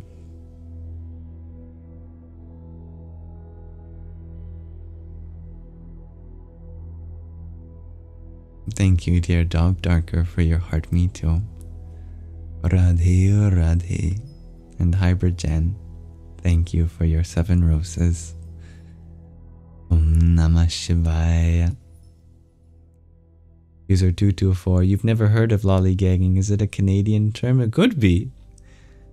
Okay, very well, could be using a term exclusively known to us Canadians. I'm not sure.